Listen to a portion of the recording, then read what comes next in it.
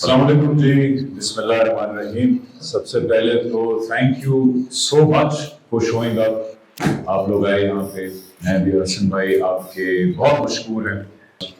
آج میں چاہوں گا یہ کہ اپنی باتیں ہم کم کریں اور انٹریکشن زیادہ ہو آپ سے۔ سب سے پہلے تو واٹ اے بیوٹیفل کیمپس۔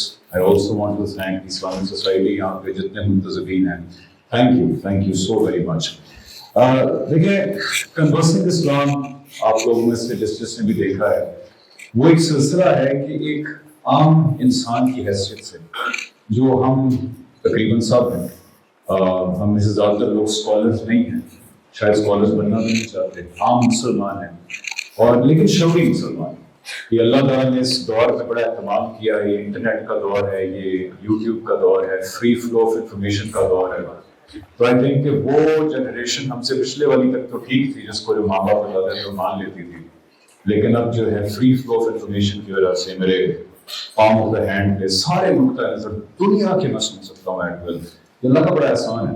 اس کی وجہ سے اب لوگ سوال پوچھ کے اگر مجھے کچھ کہا جا رہا ہے تو میں وہ کیوں کروں؟ تو I think I speak for all of us when I say کہ ہم لوگ شعوری مسلمان ہیں الحمدللہ، اور اللہ تعالیٰ کی بھی یقین جانیے یہی رضا ہے۔ یہ آخری دور ہے، آخری دور کے اندر اللہ تعالیٰ نے انفارمیشن سے تمام قدریں ہٹا دی ہیں، کیونکہ اللہ تعالیٰ بھی یہ چاہتے ہیں کہ ہم مسلمان ہوں تو سوچ سمجھ کے ہوں، ہم صرف ایک انہیریٹڈ کلچرل آئیڈینٹی کے طور پہ نہ ہوں۔ تو ایک عام اور شعوری مسلمان ہونے کی حیثیت سے، ایک بڑا فلاڈ مسلمان لیکن شعوری مسلمان ہونے کی حیثیت سے میرے بھی بہت سوالات ہیں جن کو میں سمجھنا چاہتا تھا ایک عام مسلمان کی حیثیت سے، عام مسلمان کے الفاظ کے اندر۔ تو اس کوشش کی کڑی ہے کنورسنگ اسلام جو ہم نے 5 سال پہلے شروع کی تھی۔ آج مجھے بہت خوشی ہے کہ ہم وہی آپ کے سامنے کوشش لائیو جو ہے لے کے آئے ہیں، اور اس لیے موقع میں استعمال کروں گا لائیو گفتگو کرنے کے لیے۔ بٹ سب سے پہلے تو before I move forward 2-3 questions میں پوچھوں گا، پھر آپ کی طرف آؤں گا۔ But before I move forward, Hasan بھائی یہ کوشش 5 سال پہلے شروع کی ہم نے، thank you so much for coming. آج کیسا محسوس کر رہے ہیں کہ لاہور سے ہماری اپنی سرزمین ہے، ہمارا اپنا ملک ہے، ہمارے لوگ ہیں، وہی نوجوان ہیں، ان کے سامنے یہاں آ کے گفتگو کرنا، کنورسنگ اسلام کو لے کے آنا، جو ایک کیمرے سے اور 2 لوگوں سے شروع ہوا تھا، کیسا لگ رہا ہے آپ کو؟ الحمدللہ رب العالمین والصلاۃ والسلام علی محمد الامین۔ آپ تمام احباب کا بہت شکریہ، میرے لیے بہت خوشی کا موقع ہے۔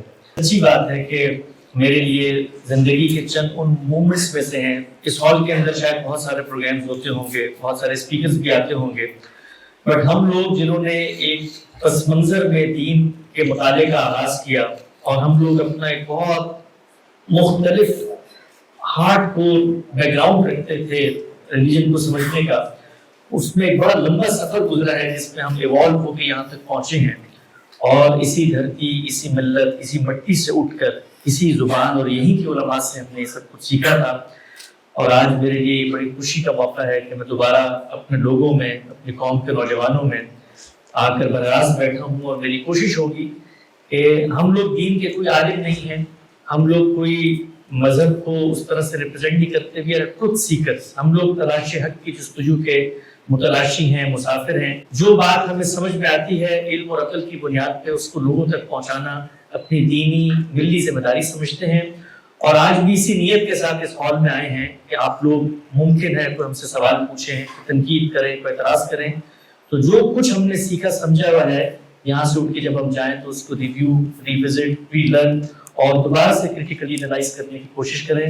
میں حمزہ کا بھی بہت مشکور ہوں، اور میں یہاں پہ یہ بھی عرض کروں گا کہ ان کے ساتھ ہماری 5-7 سال کی دوستی بھی ہو گئی ہے، ان کو بھی میں نے ہمیشہ ٹروتھ سیکر پایا ہے، یہ دین کی طرف آئے ہیں، یہ ہماری رائے بھی سنتے ہیں، دنیا بھر میں باقی علماء کو بھی پڑھتے ہیں، سنتے ہیں، انہوں نے اپنے دروازے بند نہیں کیے۔ تو میں آغاز سے پہلے آپ لوگوں کو بھی یہی دعوت دوں گا کہ جو کچھ آج یہاں پہ بیان ہوگا وہ ایک شخص کی رائے ہے، آپ باہر نکلیں، اس کو کریٹیکلی انالائز کریں، اس پر ریسرچ کریں، اس کو ریفیوٹ کریں، اور کوئی بہتر بات اگر آپ کو لگتی ہے تو اس کو اپنانے میں آپ کو کوئی تردد، کوئی تذبذب نہیں ہونا چاہیے۔ اب میرے جیسا، آپ جیسے بہت سارے لوگوں جیسے عام مسلمان ہیں، جو جب اس نتیجے پہ پہنچ جاتا ہے کہ خدا ہے اور آپ صلی اللہ علیہ وسلم اللہ تعالیٰ کے آپ نبی رسول ہیں، اب آگے جب بڑھتا ہے تو اختلافات کی دنیا ہے، اس اختلافات کی دنیا میں ایک عام مسلمان کس طرح نیویگیٹ کرے؟ حمزہ صاحب نے جو سوال پوچھا ہے وہ یہ ہے کہ ایک عام مسلمان جس وقت دین کی طرف آنا چاہتا ہے تو اس کے سامنے جو مذہب اسلام کی تصویر ہوتی ہے اس میں بے تحاشا اسکولز آف تھاٹ ہیں، بے تحاشا اختلافات ہیں، اور ہر مسلک، ہر سیکٹ، ہر فرقہ اپنی اپنی کتابیں رکھتا ہے، دلائل رکھتا ہے، ایک دوسرے کو ریفیوٹ کر رہا ہوتا ہے۔ تو ایک عام آدمی جب مذہب سے اپنے تعلق کا اظہار کرنا چاہتا ہے تو وہ گھبرا جاتا ہے، اور ہمیشہ یہ پہلا سوال سامنے آتا ہے کہ بھائی میں اگر اسلام کی طرف آؤں گا تو کون سی وہ تعبیر ہے، کون سی وہ انٹرپریٹیشن ہے، کون سا وہ نقطہ نظر ہے جس کو میں نے فالو کرنا ہے۔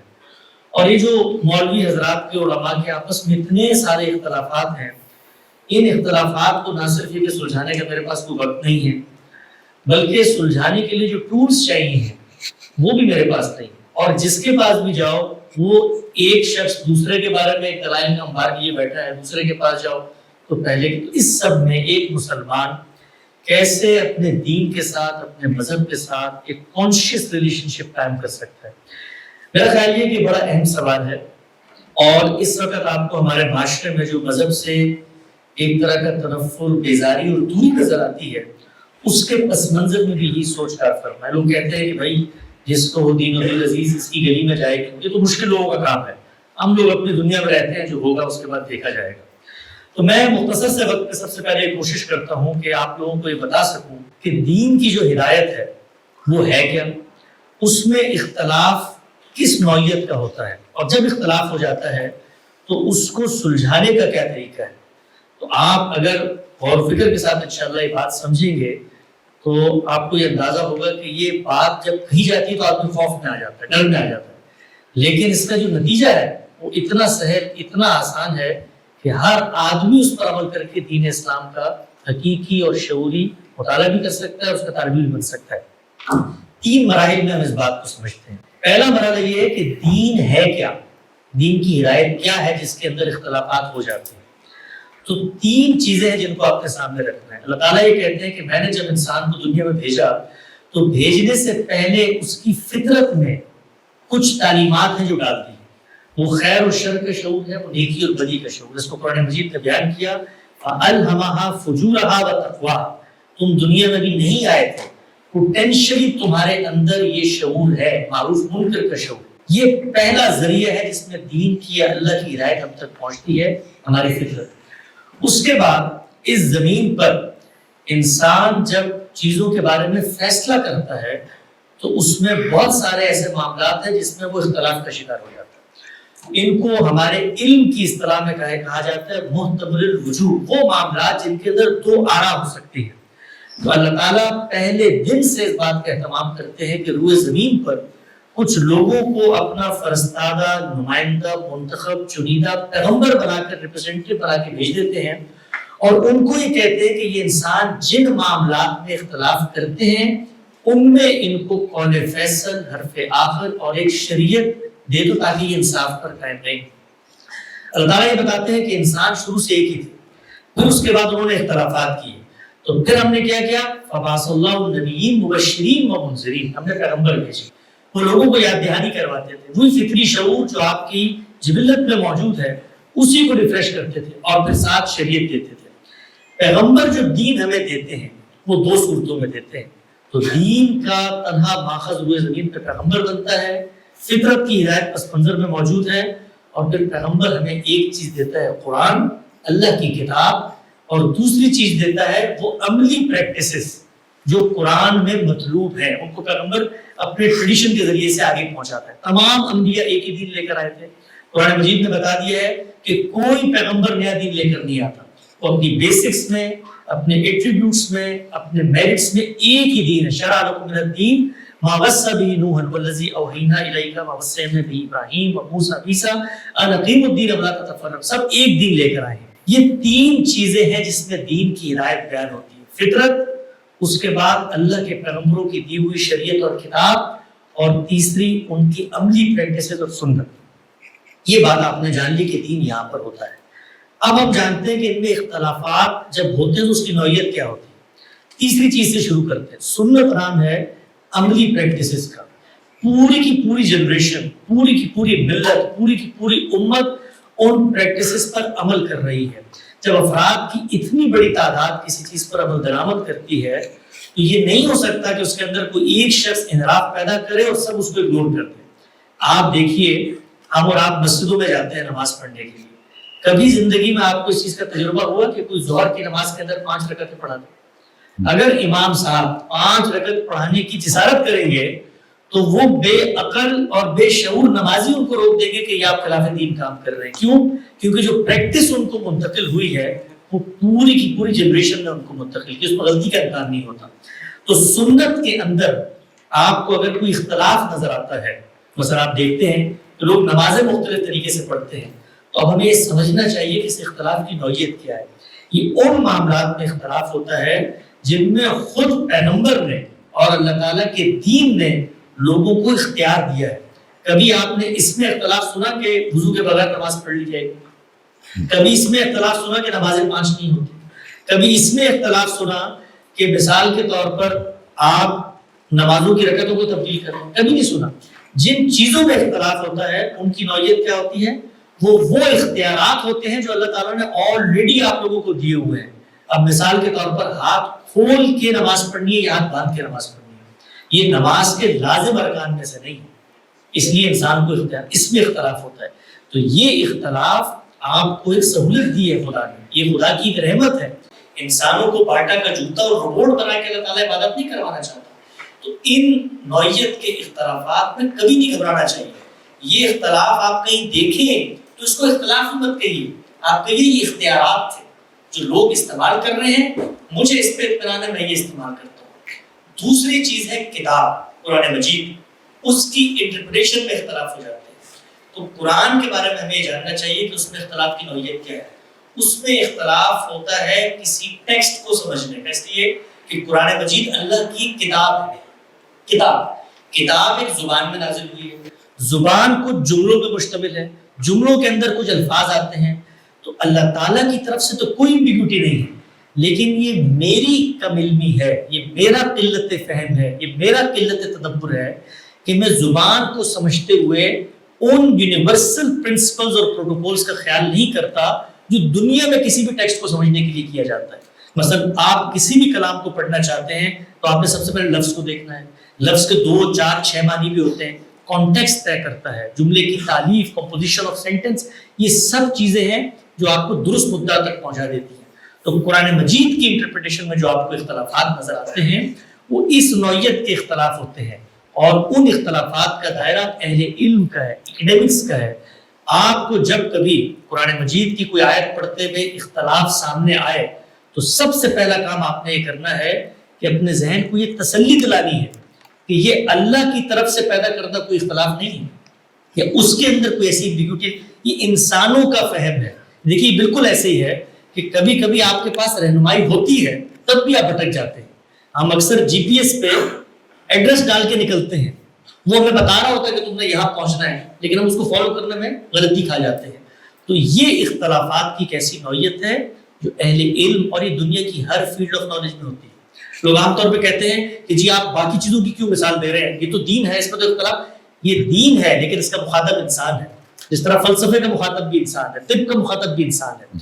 तो कुरान में इस नौयत के इख्तलाफ होते हैं। मैं आपको पूरी दयानतदारी से ये अर्ज करता हूँ कि अगर आप लोग कुरान मजीद का सादा उर्दू तर्जुमा पढ़ें और शुरू से आखिर तक कागज कलम लेके इस नौयत के इख्तलाफात की फहरिस्त बनाएं तो आपको 10 से 12 से ज्यादा इख्तलाफात नजर नहीं आएंगे। यानी 10 से 12 ऐसी क्रूशियल आयात हैं जिनके बारे में आपको लगेगा कि ये तो उलमा की 2-3 इंटरप्रिटेशंस हैं, उनमें सोर्स और रेफरेंस की चीजों आप देखेंगे तो पता चल जाएगा कि इख्तलाफ की नौयत क्या है। इसलिए कि एक आदमी कॉन्टेक्स्ट को पीछे से ले रहा है, उसको इस बात से मुतल्लक ही नहीं कर रहा, तो ये कुरान के बाब में होता है। तीसरी जो दीन की हिदायत हमें मिलती है वो फितरत से है। तो फितरत के अंदर जब कभी इख्तलाफ होता है तो इंसानियत का मुश्तरका हाफजा, ह्यूमैनिटी का मुश्तरक ज़मीर उसको उगल कर फेंक देता है। आज आप देखिए एक बड़ी आवाज है मगरिब के अंदर, वो ये कहते हैं कि होमोसेक्सुअलिटी अहम फितरी है, उनको हम से मनवाना पड़ रहा है इस दावे को। وہ یہ دعویٰ کرنے کی پوزیشن میں نہیں ہے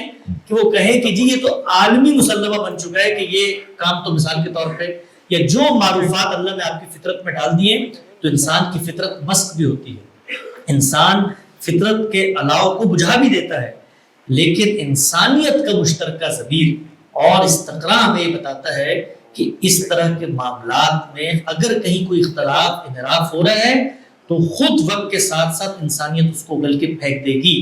یہ ہوتے ہیں اختلاف اور نوعیت۔ آخری بات میں سوال کے جواب میں عرض کرتا ہوں، آپ میں سے جب کوئی آدمی کسی اختلاف کے بارے میں، اختلاف کو سلجھانا کیسے، علماء کی مجلس میں جاتا ہے اور ان سے یہ پوچھتا ہے کہ جی یہ مجھے اختلاف نظر آ رہا ہے اس معاملے میں، مجھے آپ سمجھائیں، تو میں 1 منٹ میں آپ کو 5 وہ ٹولز بتاتا ہوں جن کو اگر آپ اپنائیں گے تو آپ بہت آسانی سے صحیح نتیجے تک پہنچ جائیں گے۔ پہلا ٹول یہ ہے کہ قرآن مجید اور انسانی عقل انسان کو یہ بات باور کرواتی ہے کہ جب کسی ٹیکسٹ کو سمجھنا ہے تو اس کے اندر کوئی شخص لینگویج سے اوپر اٹھ کے بات نہیں کر سکتا۔ لینگویج کے کچھ یونیورسل پروٹوکولز ہیں، ہمارے استاد جناب رامدی صاحب اس کو ایک جملے میں بیان کرتے ہیں کہ زبان نطق ہے، جیسے بولی جاتی ہے، منطق نہیں ہے۔ تو اب قرآن کی کوئی آیت پڑھ کے آدمی اس میں سے تصور برآمد کر رہا ہے وحدت الوجود کا منطقی انداز میں، تو آپ نے ایک سوال کرنا ہے، یہ ایک زبان کے اندر ہے، مجھے زبان میں بتائیے کیا یہ بات اسی طرح کہی جاتی ہے یا نہیں کہی جاتی۔ کامن سینس کی بات ہے۔ ہم مذہب کے معاملے میں جس چیز کا سب سے کم استعمال کرتے ہیں وہ کامن سینس ہے۔ مذہب ہمیں مل گیا ہے، ہم اس چیز میں کامن سینس کا استعمال نہیں کر رہے کہ مذہب کہاں ہے، مذہب مل چکا ہے، وہ موجود ہے، ٹیکسٹ میں موجود ہے، وہ اپنی ہسٹری میں موجود ہے، اپنے ٹریڈیشن میں موجود ہے، اس کو سمجھنے کا کام ہے جو ہم کامن سینس کی بنیاد پہ کریں گے۔ تو پہلا ٹول یہ ہے کہ زبان کو زبان کے طریقے پہ سمجھیں گے آپ۔ دوسرا ٹول یہ ہے کہ قرآن مجید نے ہمیں یہ بتا دیا ہے کہ جن چیزوں کو اللہ تعالیٰ نے آپ تک پہنچانا تھا اس کو بہت کلیئرٹی سے پہنچا دیا ہے، اور کچھ چیزیں ایسی ہیں جو آپ کے علم میں نہیں آ سکتی۔ انسان کے علم میں کیوں نہیں آ سکتی؟ اس لیے کہ انسان کا علم بیس کرتا ہے مثالوں پر، مطالعے پر۔ میں اگر کسی چیز کو جانتا ہوں تو اس پہ قیاس کرتا ہوں۔ اللہ تعالیٰ اپنے بارے میں کہتے ہیں لیس کمثلہ شیء، میری طرح کی تو کوئی شخصیت ہی نہیں ہے۔ تو اب جتنی بات بتا دی گئی ہے اتنی بات پر رہنا ہے، اس کو کہتے ہیں محکمات، اور اس کے مقابلے میں متشابہات۔ تو آپ اگر متشابہات کے در پہ ہو جائیں، آپ نے دیکھا ہوگا کہ ہماری امت میں پوری کی پوری اختلاف کے سلاسل ہیں جو یہ کہتے ہیں کہ تم کشف کرو، مراقبہ کرو، چلہ کرو، اس کے بعد سیر باطن ہوگی، پھر فنا فی الشیخ ہو، پھر فنا فی الرسول ہو، پھر فنا فی اللہ ہو، پھر تم سلوک کی منازل سے گزرو گے اور اللہ کا تمہیں دیدار ہو جائے گا، معاہدہ ہو جائے گا۔ قرآن مجید یہ بتاتا ہے کہ اے انسان اپنے حدود علم کو پہچان، تمہیں جتنی بات بتائی گئی ہے وہ تمہارے علم کے لحاظ سے۔ ہمارے استاد کے استاد جملہ فرمایا کرتے تھے کہ علم صرف جان لینے کا نام نہیں بلکہ علم اس چیز کا بھی نام ہے کہ میں جانوں کہ کیا میں نہیں جان سکتا۔ تو انسان اپنے حدود علم میں رہے، یہ دوسری چیز ہے۔ تیسری چیز یہ ہے علم اور عقل اور کامن سینس کے جو مسلمات ہوتے ہیں وہ کبھی بھی ٹیکسٹ میں بیان نہیں ہوتے۔ آپ نے دیکھا ہوگا آج کل لوگ قرآن مجید کی انٹرپریٹیشنز کرتے ہیں اور کہتے ہیں کہ بھئی اس کے اندر تو بنی اسماعیل کا کہیں ذکر ہی نہیں ہوا، اس کے اندر جو کہا جا رہا ہے مکہ تو یہ تو پیٹرا کا شہر ہے۔ انسانیت اسٹیبلش ہسٹری کے فیکٹس کو یونیورسلی کنورٹ کر رہی ہے، اس طرح اس چیزوں کی کوئی اہمیت نہیں ہوتی۔ چوتھی چیز یہ ہے کہ اللہ کے پیغمبر اور اس کے صحابہ کی جو رپورٹنگز ہم تک پہنچیں گی وہ قرآن مجید کے 4 کارنرز میں رکھ کے سمجھی جائیں گی۔ اور پانچویں چیز یہ ہے کہ دین کے معاملے میں کسی چیز کو قرآن اور سنت کے علاوہ اگر آپ سورس کی حیثیت دیتے ہیں تو آپ گمراہی کی طرف چلے جائیں گے۔ تو میں خلاصہ کرتا ہوں اپنی بات کا، فطرت، قرآن اور سنت، اس سے دین ملتا ہے ہمیں۔ اختلاف کی نوعیت کیا ہوتی ہے یہ میں نے واضح کر دی۔ جب اختلاف ہو جاتا ہے تو اس کو سلجھانے کا بہت سادہ طریقہ ہے، قرآن مجید کا ترجمہ لیں، ایک طرف سے پڑھنا شروع کریں، آخر تک جائیں گے، چند اختلافات سامنے آئیں گے، نمائندہ اہل علم کی آراء کو پڑھیں۔ پڑھنے کے لیے 5 ٹولز ہیں، جس کی رائے ان ٹولز پر پوری اترے آپ عمل کر لیں۔ اور میں آپ کو یہ بھی بتا دوں اگر آپ غلط ہوں گے تو اللہ تعالیٰ کہتا ہے کہ لِيَبْلُوَكُمْ فِي مَا آتَاكُمْ، اس دنیا میں تمہارا امتحان تمہارے علم کی رعایت سے ہے۔ اگر تم غلط ہو اپنے نتیجے میں تب بھی تمہیں صدق دل سے اس پر عمل درآمد کرنا ہے۔ اور اگر تم نے اس پر عمل درآمد کیا تو اللہ کے ہاں تم انشاءاللہ مقبول بندوں میں شمار ہوگی. آپ کو حیرت ہوگی کہ صحابہ اکرام نے ایک باب کے اندر غلط اجتہاد کر لیا, غلط رائے اپنائی, خود قرآن مجید نے اس کو بتایا ہے. قرآن نے کہا یہ رائے بھی ٹھیک نہیں تھی, لیکن پھر اس پہ عمل نہیں کیا. تو قرآن مجید نے کیا کہا, کنتم تختارون انفسکم, غلط رائے پہنچ گئی تھی, ضمیر کی آواز پہ لگتا ہے کہو. تو ہمارے یہاں جو اصل مسئلہ ہوتا ہے, ہمیں یہ پتہ ہوتا ہے کہ یہ رائے غلط ہے لیکن ہم اس پر عمل کر رہے ہوتے ہیں, اور ہمیں پتہ ہوتا ہے یہ رائے صحیح ہے لیکن ہم اس کو بیان کرنے سے ڈر رہے ہوتے ہیں. دین محکم ہے, واضح ہے, بین ہے. یہ ہم لوگ ہیں جو دین کی ہدایت کے اوپر پردہ ڈالتے ہیں. ایبسلیوٹلی, تھینک یو سو مچ. اس میں اپنی بھی ایک دو پوائنٹس شیئر کرنا چاہتا ہوں کہ غامدی صاحب کے ہاں ایک بات بہت کلیئرٹی سے مجھے ملی, جو میں ہر جگہ یہی بیان کرتا ہوں کہ دین کے معاملے میں وہ شخصیت جن سے قیامت تک ڈس ایگری نہیں کیا جا سکتا, وہ آخری شخصیت حضور اکرم صلی اللہ علیہ وسلم کی ذات. اب قیامت تک کوئی بڑے سے بڑا عالم ہے, کوئی بڑے سے بڑا اسکالر ہے, کوئی بڑے سے بڑا نیک آدمی ہے, دین کے معاملے میں جب وہ کوئی بات کریں گے تو ہمارے پاس یہ فریڈم ہے کہ ہم ان کی بات سے اختلاف بھی کر سکتے ہیں, ایگری بھی کر سکتے ہیں, یہ بھی کہہ سکتے ہیں کہ یار اس آدمی کی مجھے 3 باتیں ٹھیک لگ رہی ہیں اور 5 باتیں غلط لگ رہی ہیں. تو قیامت تک ہمارے پاس یہ فریڈم ہے. تو نیسیسری نہیں ہے کہ آپ کسی ایک بندے کی بات مانیں تو پوری کی پوری ہی ماننی پڑے گی, یا اگر ایک بات سے اختلاف تو سارے کا سارا ریجیکٹ کرنا پڑے گا. اور دوسری چیز آپ نے بالکل رائٹلی پوائنٹ آؤٹ کی کہ قرآن کریم میں یہ اصول بالکل کلیئرٹی سے اللہ تعالیٰ نے بیان کیا ہے. غلطی کروں تو مجھے کلیریفائی کر دیجیے گا کہ دین کے معاملے یہ قوم غلطی پہ کلیریفیکیشن قبول نہیں کرتی, معاف نہیں کرتی. نہیں کرتی ہے, ہماری بڑی زبردست قوم ہے. کہ قرآن کا یہ اصول بہت کلیئر ہے کہ دین کے معاملے میں اگر صدقے دل سے, سنسیئرٹی سے غلطی کر گئے علم کے معاملے میں, ایز لانگ ایز سنسیئر ہے, قلب سلیم ہے, تو پھر اللہ تعالیٰ معاف کر دیں. بلکہ آپ کی غلطی کے اوپر بھی آپ کو ایک ثواب دے دیں گے, تو اس لیے گھبرائیں نہ. اور ایک اور چیز بڑی امپورٹنٹ آپ نے ہائی لائٹ کی, ویری امپورٹنٹ, کہ دین کے معاملے میں جس چیز کو آپ سنسیئرلی دین مان رہے ہیں, پھر اللہ کا واسطہ اس پہ عمل ضرور کریں.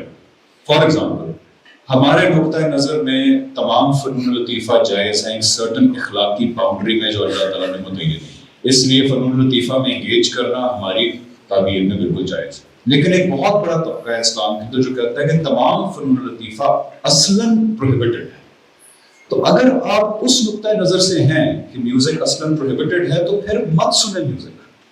اگر آپ یہ مانتے ہوئے کہ میوزک اللہ تعالیٰ نے منع کیا ہے میوزیکل انسٹرومنٹس, اور پھر آپ سنیں گے آپ بہت بڑے گناہ کے مرتکب ہو رہے ہیں. کہ میں ٹھیک کہہ رہا ہوں؟ بالکل ایسے. ہماری دین کی تعبیر میں چہرے کا پردہ, سر کا پردہ ایک بہت زبردست چیز ہے. اللہ تعالیٰ اس کے بہت براؤنی پوائنٹس دیں گے, لیکن ہماری انٹرپریٹیشن میں وہ آبلیگیٹری نہیں ہے.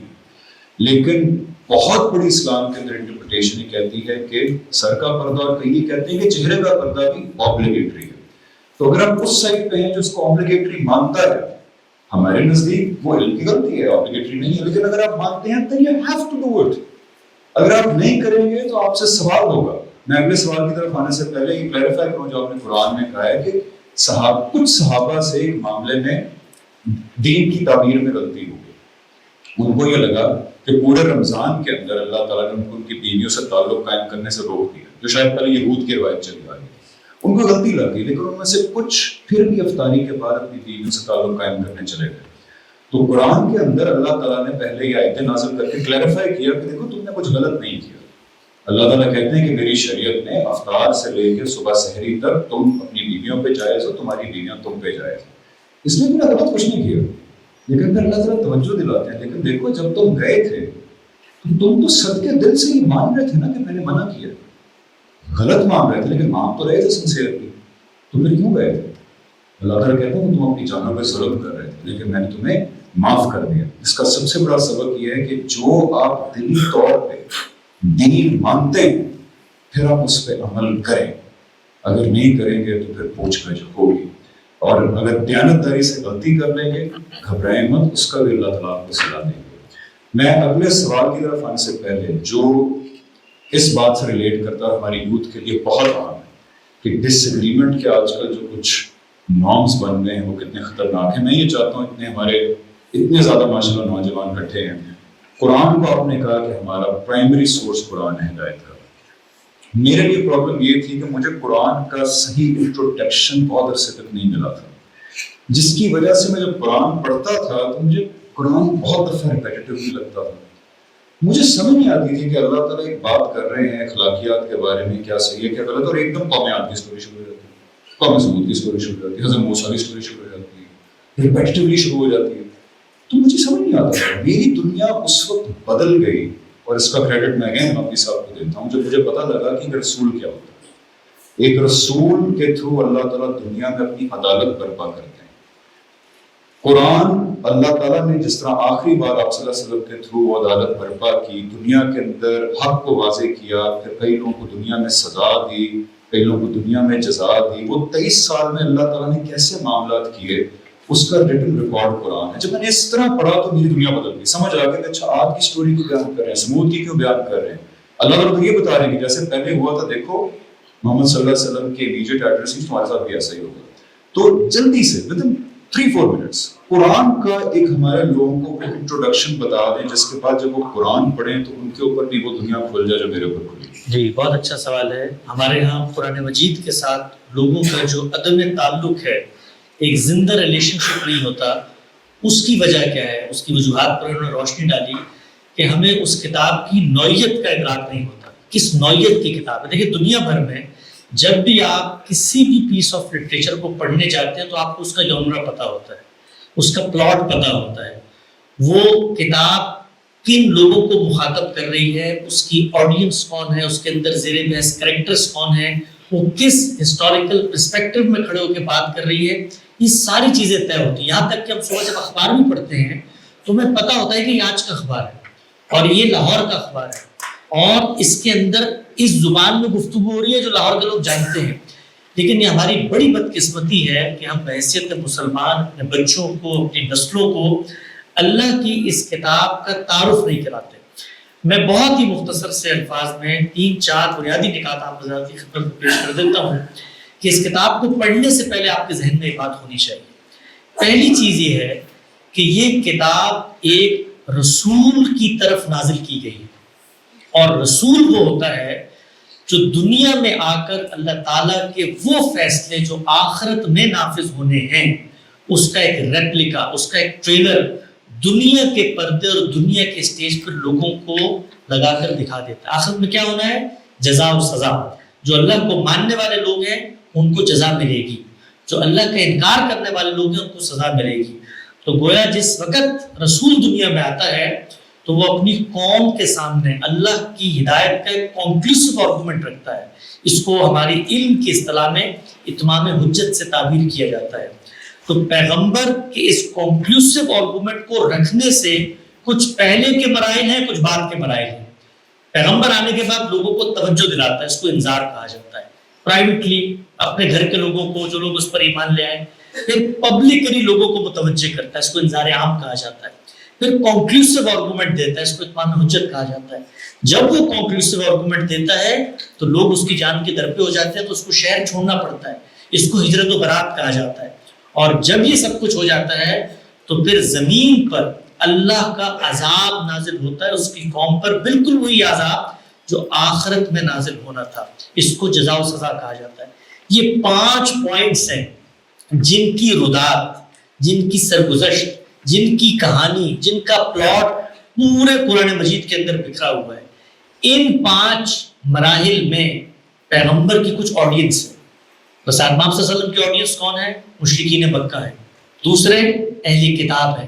تیسرے اس جزیرہ نما عرب سے باہر رہنے والی اقوام ہے. ان 3 لوگوں کے ساتھ پیغمبر گفتگو کرتا ہے. اور جب پیغمبر گفتگو کرتا ہے تو یہ بات ذہن میں رکھے، جیسے میں نے عرض کی تھی کہ وہ کوئی نیا دین لے کر نہیں آیا. تو جو دین اس سے پیچھے موجود ہے، اسلام رسالت امام صلی اللہ علیہ وسلم سے شروع نہیں ہوتا. آپ اسلام کے پہلے نہیں بلکہ آخری پیغمبر ہیں. تو پیغمبر ان قوموں کو جو ان کی امیڈیٹ آڈینس ہیں ان کے مانے جانے ہوئے بلیفز کی طرف توجہ دلاتا ہے.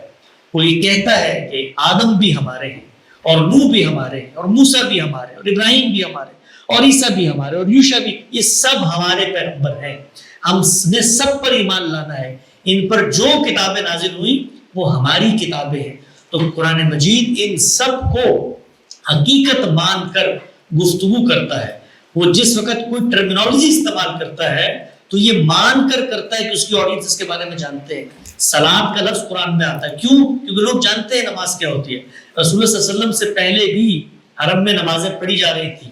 خود قرآن مجید نے کہا وَيْلٌ لِّلْمُصَلِّينَ، بربادی ہے حرم کے پروت نمازیوں کے لیے. نمازیں پڑھی جا رہی تھی، حج کیا جا رہا تھا، روزے رکھے جا رہے تھے. خود قرآن مجید نے بتایا کہ روزے تم پر فرض کیے گئے جیسے کہ تم سے پچھلی امتوں پر فرض. قربانی ہوتی تھی وہاں پہ.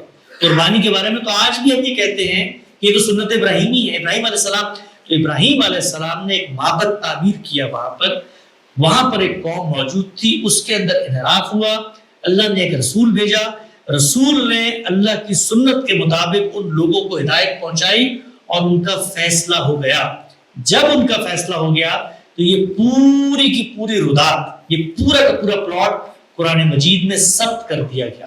اب میں قرآن مجید کا جب مطالعہ کرتا ہوں تو مطالعے سے پہلے اس چیز پر ایمان لاتا ہوں کہ اللہ کی سچی کتاب ہے. جب میں مطمئن ہو جاتا ہوں تو اب میں اس کو پڑھنا شروع کرتا ہوں. اس میں 3 نوعیت کے احکامات ہیں. کچھ احکامات وہ ہیں جو رسولوں کے ساتھ خاص تھے، تو مجھے قرآن مجید کو پڑھتے ہوئے ہمیشہ اس بات پر متنبہ رہنا ہے کہ رسول تو فیصلہ کرتے ہیں عذاب دینے کا، میں نہیں کر سکتا. جس طرح رسول کے بارے میں اللہ نے کہا ہے کہ فتہجد بھی نافلۃ لک، تم نے 6 نمازیں پڑھنی ہے، تہجد کی نماز تم پر فرض ہے، مجھ پہ نہیں ہے. رسول کے بارے میں کچھ خاص احکامات ہیں. تو ہر قاری کے سامنے یہ بات ہونی چاہیے کہ یہ اللہ تعالیٰ اس کے پیغمبر کے ساتھ خاص قوانین ہیں. دوسری نوعیت کے احکامات وہ ہیں جو پیغمبر کی قوم کو دیے جاتے ہیں. جب پیغمبر رخصت ہو جاتا ہے تو اب قیامت تک اللہ تعالیٰ نے ختم نبوت کے بعد دین پہنچانے کی ذمہ داری پیغمبر کی قوم بنی اسماعیل کی لگا دی ہے. کچھ اس سے خاص احکامات تھے. اور تیسری نوعیت کے وہ احکامات ہیں جو حقیقت پر مبنی ہیں. وہ بنی اسماعیل کے لیے بھی اس طرح تھے جس طرح آج میرے لیے ہیں. مثال کے طور پہ بنی اسماعیل بھی اللہ کے بندے تھے نا، انہوں نے بھی نماز پڑھنی تھی. عبد المعبود کے تعلق میں یہ مراسم عبودیت اور پرستش کے بظاہر اللہ نے طے کر دیے، تو وہ میرے لیے بھی لازم ہے. اس پس منظر میں جب آپ اللہ کی کتاب کو پڑھیں گے تو آپ کبھی بھی متنفر نہیں ہوں گے، گمراہ نہیں ہوں گے. کبھی آپ کے دل میں یہ نہیں آئے گا کہ ایک ہی بات دہرائی جا رہی ہے، اس لیے کہ ہر جگہ جہاں بات دہرائی جا رہی ہے اس کے پیچھے ایک مقصدیت ہے، اس کے پیچھے ایک علت ہے. تھینک یو سو مچ. اور یہ پوائنٹ اس لیے بڑا امپورٹنٹ تھا کہ اس میں میری زندگی بدل گئی تھی. میں آخری سوال کی طرف آؤں گا اور پھر آپ کی طرف میں سوال جواب لے کے آؤں گا. لیکن اس سے پہلے قرآن کی انٹروڈکشن کے بارے میں اپنی ایک تھوڑی سی تھاٹ شیئر کر دوں، کیونکہ میرے لیے بہت بڑی بات تھی جب مجھے پتہ لگا کہ رسول کیا ہوتا ہے. جس طرح حسن بھائی نے فرمایا کہ قرآن ان 23 سالوں کے ایونٹس کا ریٹن ریکارڈ ہے جو آپ صلی اللہ علیہ وسلم کے ساتھ عرب کے اندر ہوئے. اللہ تعالیٰ اس میں خود نریٹ کر رہے ہیں آپ کو کہ حضور صلی اللہ علیہ وسلم کے تھرو اللہ تعالیٰ نے مشرکین کو کیا کہا، کرسچنس کو کیا کہا، جیوز کو کیا کہا، پھر جنگوں کی نوعیت ہوئی تو اس کے اندر اللہ تعالیٰ نے کیا اسٹریٹجی سامنے رکھی. یہ بات کہ رسول کے تھرو دنیا کے اندر اللہ تعالیٰ اپنی عدالت لگاتے ہیں، سزا اور جزا دنیا میں برپا کر کے دکھاتے ہیں، یہ میرے لیے اللہ تعالیٰ کے ہونے کا اور قیامت کے ہونے کا سب سے بڑا ثبوت بن گیا. ذرا تھوڑی دیر کے لیے امیجن کریں، تھوڑی دیر تصور کرتے کہ ایک عرب کا صحرا ہے جس کے اندر ایسے لوگ رہتے ہیں جن کی دنیا میں کوئی سگنیفیکنس نہیں ہے. آپ کو پتا ہے الیگزینڈر دا گریٹ بھی آیا، وہ بھی عرب کی طرف نہیں گیا کیونکہ یہ بالکل ایک وہ تھی، کچی بستیاں تھیں، کوئی سگنیفیکنس نہیں تھی. اوپر بھی بیزنٹائن ایمپائر تھی اور پرشین ایمپائر تھی، وہ آپس میں لڑتے رہتے تھے، نیچے کوئی بھی نہیں جاتا تھا عرب کی طرف کیونکہ ایک وہ تھا علاقہ. جیسے یہاں پہ کون سا علاقہ ہے جو سب سے راہ ہوا علاقہ جہاں کبھی نہ جاتے ہو، کون سا علاقہ ہے؟ کچے کا علاقہ. کچے کا علاقہ. ٹوبا ٹیکسنگ کس نے کہا ہے؟ آپ لکھتے ہو خاص دشمنی ہے ٹوبا ٹیکسنگ. اچھا آپ کے دوست ٹوبا ٹیکسنگ تھے. آپ کہاں سے؟ آپ کا تعلق کہاں سے؟ ہزارہ سے. لیکن یہ ہزارہ جیسا کوئی علاقہ جہاں پہ کسی کے جانے کا دل نہ کرتا، اس طرح کا علاقہ تھا عرب. کوئی اکنامک سگنیفیکنس نہیں ہے، کوئی ملٹری کچھ بھی نہیں پتا، صرف تلواریں اور کیملز ہوتے تھے. وہاں پہ آ کے ایک شخص یہ کلیم کرتا ہے کہ دیکھیں میں اللہ کا رسول ہوں. اور اس شخص کی کوئی ملٹری بیک گراؤنڈ نہیں ہے، کوئی پولیٹیکل بیک گراؤنڈ نہیں ہے، کوئی ریلیجس بیک گراؤنڈ بھی نہیں ہے. وہ آگے کلیم کرتا ہے کہ مجھ سے اللہ تعالیٰ نے رابطہ کیا ہے، میں اللہ تعالیٰ کا رسول ہوں. اور رسول کا مطلب یہ ہے کہ اللہ تعالیٰ رسول کے تھرو دنیا میں عدالت لگاتے ہیں. حضرت نوح اہل رسول سے ان کے تھرو لگائی، اس کے بعد حضرت ابراہیم کی لائن کے اندر قوم کے اندر بہت رسول ہے. اس سے پہلے حضرت ابراہیم کی قوم سے پہلے پوری دنیا میں رسول آتے رہے, اور پھر اللہ تعالیٰ نے حضرت ابراہیم کی بلڈ لائن میں خاص کر دی رسالت, اور وہ آگے یہی کرتے رہے اپنی قوم کہ جو حق اللہ کے تھرو, اللہ رسول کے تھرو واضح کرے گا, پھر جو حق کو مانے گا اس کو دنیا میں اقتدار دیا جائے گا, اور جو نہیں مانے گا اس کو دنیا کے اندر نست و نابود کر دیا جائے گا. 23 سال کے اندر ایگزیکٹلی ورڈ ٹو ورڈ یہ باتیں بالکل درست ثابت ہوتی ہیں, اور اس کا ریٹن ریکارڈ قرآن کے اندر موجود ہے. یہ میری بہت بڑی دلیل تھی یہ ماننے کی کہ آپ صلی اللہ علیہ وسلم شاید بالکل ٹھیک کہہ رہے تھے, یہ انسانی کام نہیں تھا. ایون جو گریٹ ایمپررز ہیں, الیگزینڈر دا گریٹ ہیں, چنگیز خان ہیں, ان کی بھی تاریخ میں ایک ہسٹری ہوتی ہے ایوولوشن کی, ملٹری ایوولوشن ہوتی ہے, پولیٹیکل ایوولوشن ہوتی ہے. حضور صلی اللہ علیہ وسلم کے چکر میں کوئی ایوولوشن نہیں تھی, یکدم ایک کلیم, اور وہ کلیم پرفیکٹلی فلفل ہوا. سو اس کو ذرا ذہن میں رکھ کے قرآن پڑھیے گا, انشاءاللہ ہوپفلی آپ کی ایک نئی دنیا کھلے گی. لاسٹ کوسچن حسن بھائی, پھر میں چاہوں گا آڈینس کی طرف آئیں. اختلاف جو ہے ہم نے جیسے پہلے ہائی لائٹ کیا, اس میں چاہوں گا ذرا تفصیلاً بات کریں. یہ بہت اہم موضوع ہے آج کل, خاص طور پہ ہماری یوتھ کے حوالے سے. اختلاف آج بھی ہے, پہلے بھی تھا, قیامت تک رہے گا دین کے معاملے. لیکن اب ہم یہ دیکھتے ہیں ایک ایسے دور میں جب یوٹیوب کے اوپر بہت سارے اسپیکرز ہیں جو دین کے بارے میں بات کرتے ہیں, تو جب وہ اختلاف کرتے ہیں تو جس سے اختلاف کر رہے ہیں, ایک تو اس کی بات کو صحیح طرح پریزنٹ نہیں کرتے آپ کے سامنے, اور جس سے وہ اختلاف کر رہے ہوتے ہیں اس سے اختلاف کو اتنے سٹیپ آگے لے جاتے ہیں جہاں پہ ان کی نیتوں کو کوشچن کرنا شروع ہو جاتے ہیں, جہاں پہ ان پہ الزامات لگانا شروع ہو جاتے ہیں کہ وہ شخص یہ اس لیے کر رہا ہے کیونکہ وہ لوگوں کو دجل دے رہا ہے, وہ لوگوں سے جھوٹ بول رہا ہے. محرکات پہ حملہ آور ہونا شروع ہو جاتے ہیں, کیریکٹر اسیسینیشن کرنا شروع ہو جاتے ہیں. یہ رویے ایک تو دنیاوی لحاظ سے کس قدر انتشار کا باعث بنتے ہیں, لیکن اس سے امپورٹنٹ بات دینی لحاظ سے کتنا بڑا گناہ ہے کہ آپ کس سے اختلاف کریں لیکن اس کی نیت پہ حملہ آور ہو, کیریکٹر پہ حملہ آور ہو, محرکات پہ حملہ آور ہو. اختلافات کے ذرا آداب پلیز آج ہمارے نوجوانوں کو.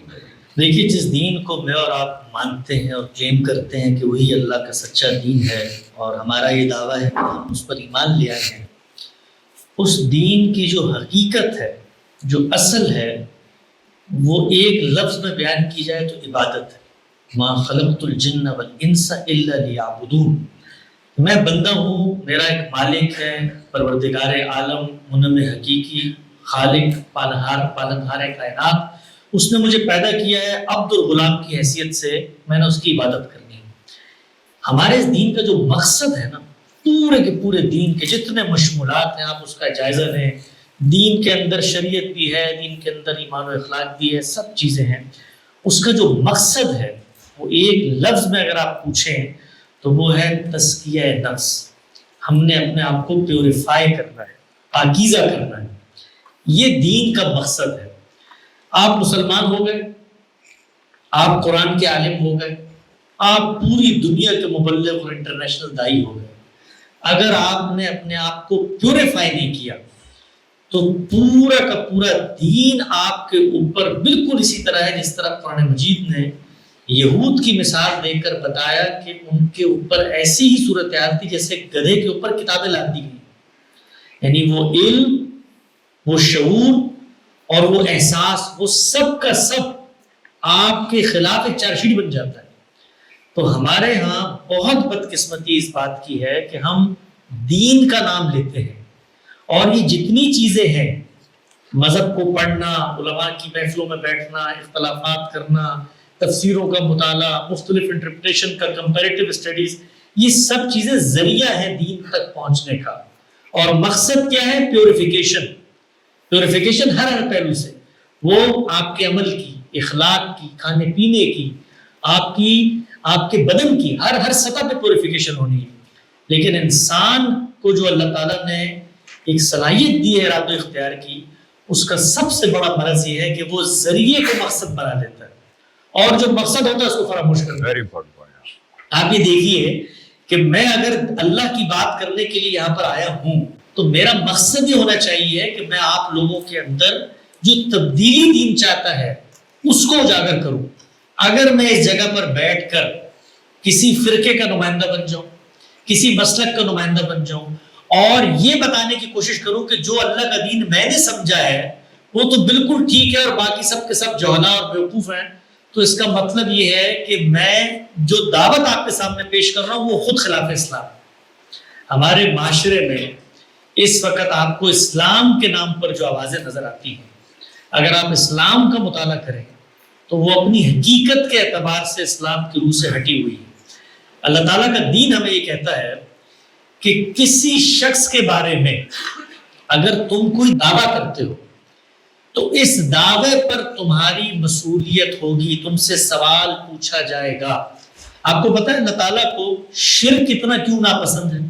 اکثر لوگ یہ سوال کرتے ہیں نا کہ یار اللہ تو اتنے بے نیاز ہیں، اللہ تو اتنے غفور و رحیم ہیں، یہ اپنے معاملے میں اتنی سختی کیوں ہو گئی کہ کہتے ہیں کہ سب جرائم معاف ہو جائیں گے، شرک معاف نہیں ہو سکتا؟ کیوں؟ اس لیے کہ شرک کوئی مذہبی جرم نہیں ہے، شرک ایک اخلاقی جرم ہے۔ جب میں اللہ کے بارے میں یہ دعویٰ کر رہا ہوتا ہوں کہ اس نے اپنے سبارڈینیٹس، اس نے اپنے مددگار، اس نے اپنے ساجی بنا لیے ہیں، تو یہ حقیقت میں جھوٹ ہوتا ہے۔ اور اللہ تعالیٰ یہ کہتے ہو کہ تم جھوٹ کس کے بارے میں بول رہے ہو؟ عالم کے پروردگار کے بارے میں بول رہے ہو۔ تو ہمیں دین یہ بتاتا ہے کہ ہم جب کسی شخص کے بارے میں زبان کھولیں گے تو ہمیں یہ شعور رہنا چاہیے کہ ہم نے اس کا جواب دینا ہے۔ اختلافات دنیا میں ہوتے تھے، ہوتے ہیں اور ہوتے رہیں گے، یہ کبھی ختم نہیں ہو سکتے۔ ہمیں بھی یہ حق ہے کہ ہم کسی نقطہ نظر سے اپنے اختلاف کا اظہار کریں، لیکن تین چیزیں جس کو آپ نے ملحوظ خاطر رکھنا ہے اختلاف کرتے ہیں۔ پہلی چیز یہ ہے کہ جس سے اختلاف کیا جا رہا ہے اس کے بارے میں دل میں ہمدردی، محبت اور یہ جذبہ ہو کہ اگر یہ ایک غلط نقطہ نظر پیش کر رہا ہے تو عین ممکن ہے کہ یہ پورے اخلاص سے اس جگہ پر پہنچا ہے۔ اس لیے کہ جس وقت ہم اپنی گفتگو میں وہ ترشی لے آتے ہیں، نوکدار جملے اور طنز اور تعریض اور لوگوں کی عیب جوئی اور ان کے فکری محرکات طے کرنا، آپ نے سنا ہوگا، اکثر آپ دیکھتے ہوں گے کہ بھئی یہ لوگ یہ رائے دے رہے ہیں اس لیے کہ مغرب کو خوش کرنا چاہتے ہیں۔ مثال کے طور پہ اس کے نتیجے میں تو انلائٹن ماڈریشن پھیل جائے گی اور اس کے نتیجے میں تو یہ ہوگا۔ یہ سب چیزیں کیا ہیں؟ بظاہر چند جملے ہوتے ہیں جو منہ سے کہہ رہے ہوتے ہیں، لیکن اپنی حقیقت میں ہم ایک شخص کے بارے میں معاشرے کو یہ پیغام دے رہے ہوتے ہیں۔ میں آپ کو ایک اہم نقطے کی بات بتاؤں، ہمارے دین میں لوگوں کی تکفیر سے منع کیا گیا کہ آپ کسی کو کافر نہیں قرار دے سکتے۔ اس طریقے سے عام طور پہ لوگ اس کو اس طرح پیش کرتے ہیں کہ جیسے ہمارا دین رواداری اور تحمل کی بات کرتا ہے۔ نہیں، جس وقت ہم کسی شخص پہ کوئی الزام لگاتے ہیں تو ہم اس کی حیثیت عرفی کو معاشرے میں مجبور کر رہے ہوتے ہیں۔ ہم یہ کہہ رہے ہوتے ہیں یہ ہماری کمیونٹی کا حصہ نہیں ہے، یہ تو دجال ہے، یہ تو گمراہ ہے، یہ تو فاسق ہے، یہ تو فاجر ہے۔ اور ہمارے ہاں یہ اصطلاحات اتنی عام بولی جاتی ہیں کہ ہمیں اس کا کبھی اندازہ ہی نہیں ہوتا۔ تو ہمارے ہاں لوگ بجائے یہ کہ احتیاطاً لوگوں کو مارجن دیں کہ یار اس کو اس بات کا پتہ نہیں ہوگا، اس نے پڑھا نہیں ہوگا، میں اس کو طریقے سے یہ کمیونیکیٹ کر دوں کہ یار یہ آپ کی رائے ہے، دیکھو اس میں ایک اور پہلو بھی ہے، آؤ مل کر اس تلاش ہم کے سفر میں ہم دونوں شامل ہو جاتے ہیں۔ ہم کبھی یہ کام نہیں کرتے۔ تو پہلا کام اختلاف کے باب میں یہ ہے، متاع درد و سوز۔ آپ اسلام صلی اللہ علیہ وسلم کی پوری دعوت کا مطالعہ کریں، پوری دعوت کا مطالعہ کریں۔ کسی ایک جگہ آپ کو یہ نہیں ملے گا کہ اللہ کے پیغمبر ان لوگوں کی نیت محرکات، ان کے اقدامات، ان کی مقدس ہستیوں، ان کے اوپر طنز تعریض کہیں نہیں ملے گا۔ کیا ملے گا؟ قرآن مجید کہتا ہے لعلک باخع نفسک، کہ آپ اپنے آپ کو رو رو کے ہلاک کر دیں گے ان کی ہدایت کے لیے، نہیں لکھی ہوئی ان کے نصیب میں ہدایت، تو اپنے آپ کو ہلاک نہ کریں۔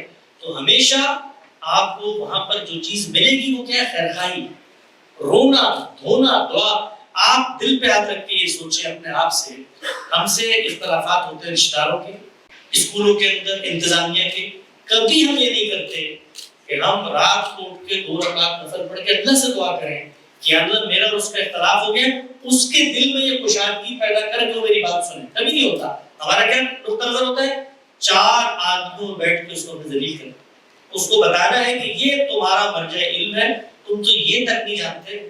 آپ نے دیکھا ہوگا اس سے ہمارے یہاں مناظروں کی پوری روایت وجود پذیر ہوئی۔ میں کبھی کبھی سوچتا ہوں کہ اگر اللہ کے پیغمبر آج کے زمانے میں آ کر مذہبی علماء کے مناظروں کو دیکھ لیں تو دین کی جو سب سے پہلی ہدایت آئے گی وہ ان کے بارے میں آئے گی کہ یہ دین حرام ہے۔ کہ اس میں کیا ہو رہا ہوتا ہے کہ ایک دوسرے کو نیچا دکھانا، ایک دوسرے کی علمی شخصیات کی تخفیف کرنا، ان کی تردید کرنا، اور ایک دوسرے کو ہرانے کی نفسیات، فتح و شکست کی نفسیات۔ اختلاف اگر آپ کرنا چاہتے ہیں تو پہلی چیز یہ ہے دل میں نرمی لائیے۔ ہم سب انسان ہیں، ہم میں سے کوئی پیغمبر نہیں ہے۔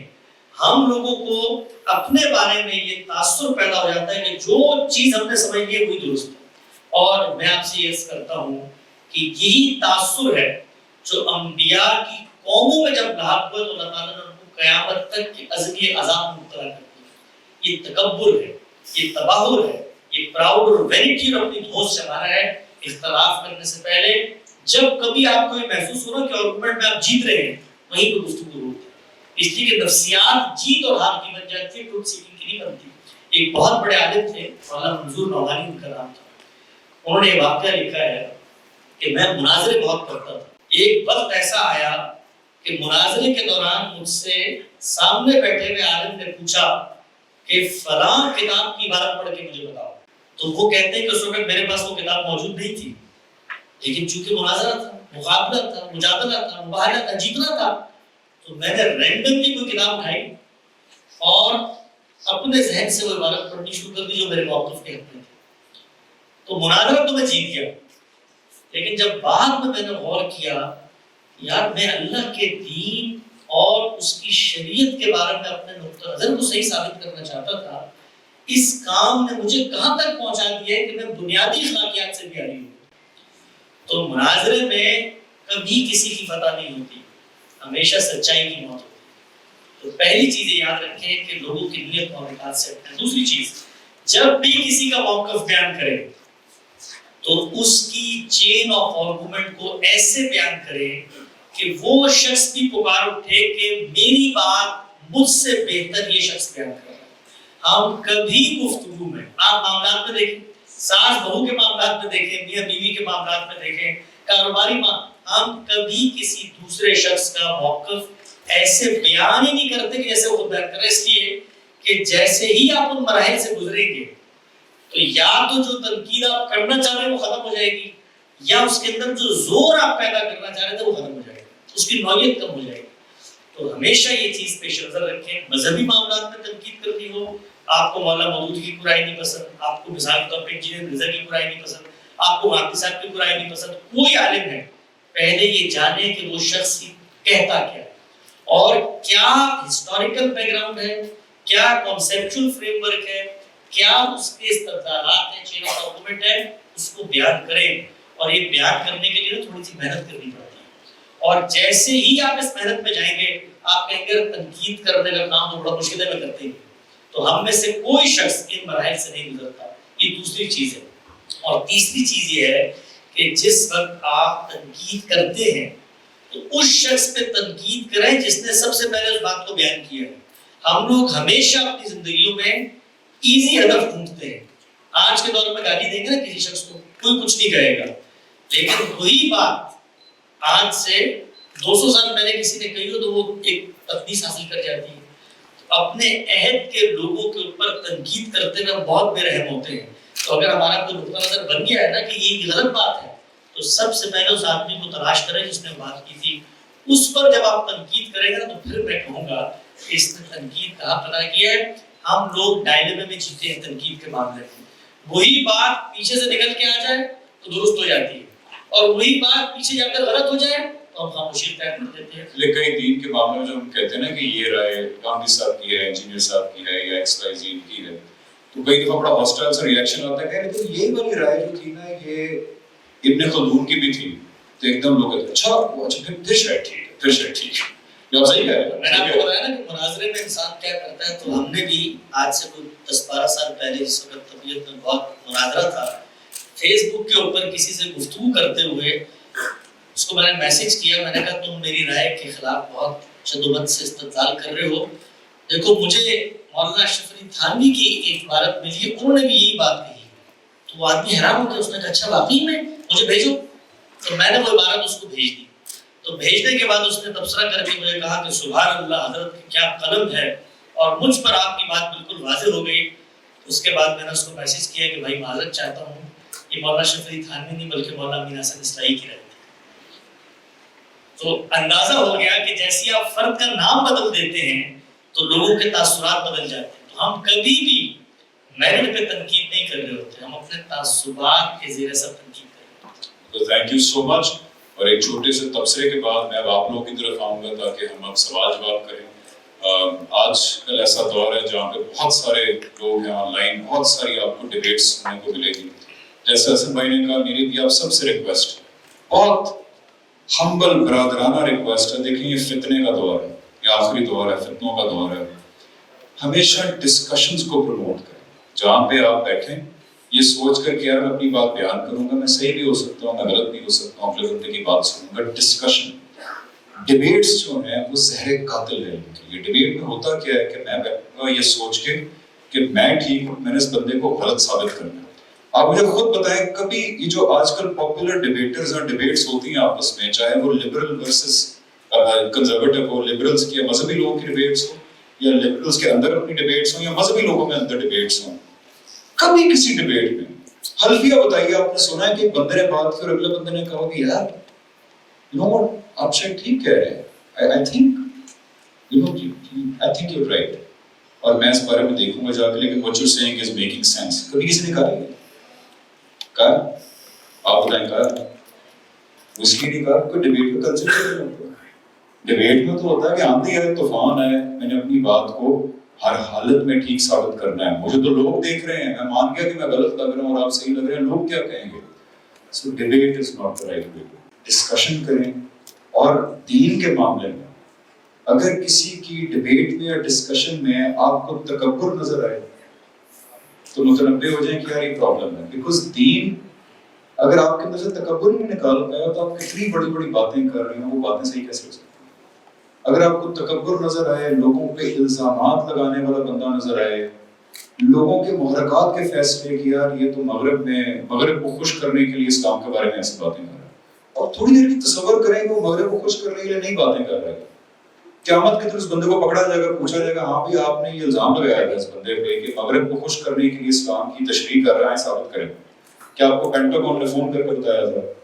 کیا کسی سی آئی اے کے ساتھ ریکارڈنگ تھی آپ کے پاس, ویڈیو دیکھی تھی آپ نے؟ کیا آپ کو فون کال لنک ہوئی تھی؟ کیا کس بنیاد پہ آپ نے اتنا بڑا, آپ کو پتہ ہے قیامت کے دن کتنی ڈیٹیلڈ عدالت لگے گی.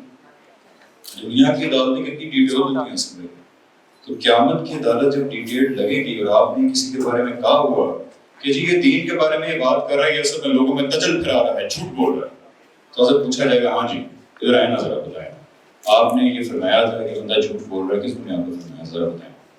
تو اس لیے آج کے دور میں میری آپ سب سے بڑی ریکویسٹ ہے ان چیزوں کے بارے میں متنبہ رہیں. کسی کے لہجے میں تکبر ہو, باتوں میں تکبر ہو, اس سے متنبہ رہیں. کوئی کسی کے اوپر اختلاف کر رہا ہے تو الزامات لگا رہا ہے, اس سے متنبہ رہیں. اور اختلافات کریں, ڈیبیٹس میں نہ پڑیں, ڈسکشنز کریں. اللہ تعالیٰ کی بھی یہی ہے, قرآن کے اندر اللہ تعالیٰ بار بار کہتے ہیں کہ دین کی بات کریں, نہایت ایسے طریقے سے کریں, خوش اسلوبی سے کریں, وزڈم کے ساتھ کریں. یہ اللہ تعالیٰ کی بھی یہی ہدایات ہیں. تھینک یو سو مچ حسن بھائی. میرے خیال ہے ہم آپس کی بورنگ باتیں بند کرتے ہیں اور ہم لوگوں کے پاس آتے ہیں. آپ لوگ یہاں پہ آئے, سو سلسلہ بار چلتے ہیں. If you have anything to say, if you have any question, any observation, میں آتا ہوں آپ کے پاس. ہاتھ کھڑا کریے, میں پھر آپ کو بتاتا جاؤں گا تو آپ آتے جائیے گا. ٹھیک, کچھ ہاتھ آلریڈی کھڑے ہو رہے ہیں. کیا ہوا؟ Hassan bhai, assalamu alaikum. So my name is Ali Haider, and sir, first of all, I want to say that I'm a huge fan of both of you, sir. Allah आपको इसी तरह इस रास्ते पे चलाए, sir. मेरी दुआ है. सर मेरा क्वेश्चन आप दोनों से है, सर. अगर आप दोनों एक एक क्वेश्चन को एड्रेस करते हैं, सर. तो पहला क्वेश्चन मुझे मेरी आपसे है कि सर मैं समझता हूँ कि you are the perfect example for all of us, क्योंकि आपने जब अपनी जर्नी स्टार्ट की, क्योंकि आप दोनों अपने आप को ट्रूथ सीकर्स कहते हैं, सर. तो सर हम भी अपने आप को ट्रूथ सीकर्स कहना चाहते हैं, हम भी दीन को समझना चाहते हैं, नॉलेज लेना चाहते हैं, ट्रूथ की तरफ चलना चाहते हैं, सर. तो मेरा क्वेश्चन ये है कि जब आपने इस जर्नी का स्टार्ट किया, तो what was that moment when you realized and you thought that you have to seek that truth? And जब आपने उसको स्टार्ट किया, तो जिस तरह हम मुखालफत की बात कर रहे थे, इख्तिलाफात हैं उम्मत के अंदर बहुत ज़्यादा, تو وہ اختلافات آپ کے سامنے بھی آئے ہوں گے ضرور جب کہ آپ نے جرنی اسٹارٹ کری آپ کے سامنے آئے تو آپ نے ان کو کیسے فیس کیا اور آپ نے اس کا سولوشن کیسے نکالا آپ نے کیسے آئیڈینٹیفائی کیا کہ مجھے اس ٹروتھ کو لینا ہے اور اس کو چھوڑ دینا ہے آپ نے کیسے اس کو آئیڈینٹیفائی کیا یہ تو تھا سر آپ سے کوشچن ہے کہ میں حسن بھائی کے لیے ابھی سے کوشچن تھا تو پھر آپ دونوں ایڈریس کریں حسن بھائی آپ سے کوشچن ہے کہ یہ اختلافات کی بات جو ہم کر رہے ہیں کہ امت میں بہت زیادہ اختلافات ہیں سب کی اپنی اپنی رائے ہے اور سب کو حق ہے کہ وہ اپنی اپنی رائے رکھے اور سب کا احترام کرنا چاہیے اوبویسلی تو میرا آپ سے سوال یہ ہے کہ اختلاف پیدا کیوں ہوا sir what was that starting point کہ دین کو اتنا مشکل بنا دیا گیا ہم سب کے لیے کہ جب ہم اس کو سمجھے تو ہمیں اتنا زیادہ مواد اپنے سامنے نظر آئے کہ ہم کنفیوز ہو جائیں کہ ہم نے کس چیز کو لینا ہے کس کی رائے کو لینا ہے تو کیوں اتنا مشکل بنا دیا گیا what was that starting point کیونکہ حضور صلی اللہ علیہ وسلم نے تو ہماری طرف صرف حق کا پیغام پہنچایا اللہ کا پیغام پہنچایا ایک ہی پیغام پہنچایا تو آگے اتنے لوگوں نے کیوں اس پیغام کو اپنی اپنی رائے کے طور پیش بنا دیا سر میرا آپ دونوں سے سوال ہے thank you so much thank you Hasan بھائی پہلے آپ پلیز جی دیکھیے پہلے تو اس واہمے کو ختم کر لیں کہ اتنے سارے اختلافات ہیں اس وقت بھی مذہب اسلام کی جو ریپرزنٹیٹیو تھیوریز ہیں تعبیرات ہیں وہ 4 سے زیادہ نہیں دین کی ایک صوفیانہ تعبیر ہے دین کی ایک سلفی تعبیر ہے دین کی ایک فقہی تعبیر ہے اور دین کی ایک وہ تعبیر ہے جس کو دبستان شبلی کے علماء آج کے دور میں پیش کر رہے ہیں یہ 3-4 تعبیرات ہیں ان 3-4 تعبیرات میں 3-4 بڑے لوگ ہیں جنہوں نے کچھ بیسکس انڈرسٹینڈنگ کے اندر کانسیپٹس کے اندر اختلافات کیے ہیں اور جب آپ ان اختلافات کو سمجھنے کا آغاز کریں گے تو آپ پر یہ 2-4 کی طرح واضح ہو جائے گا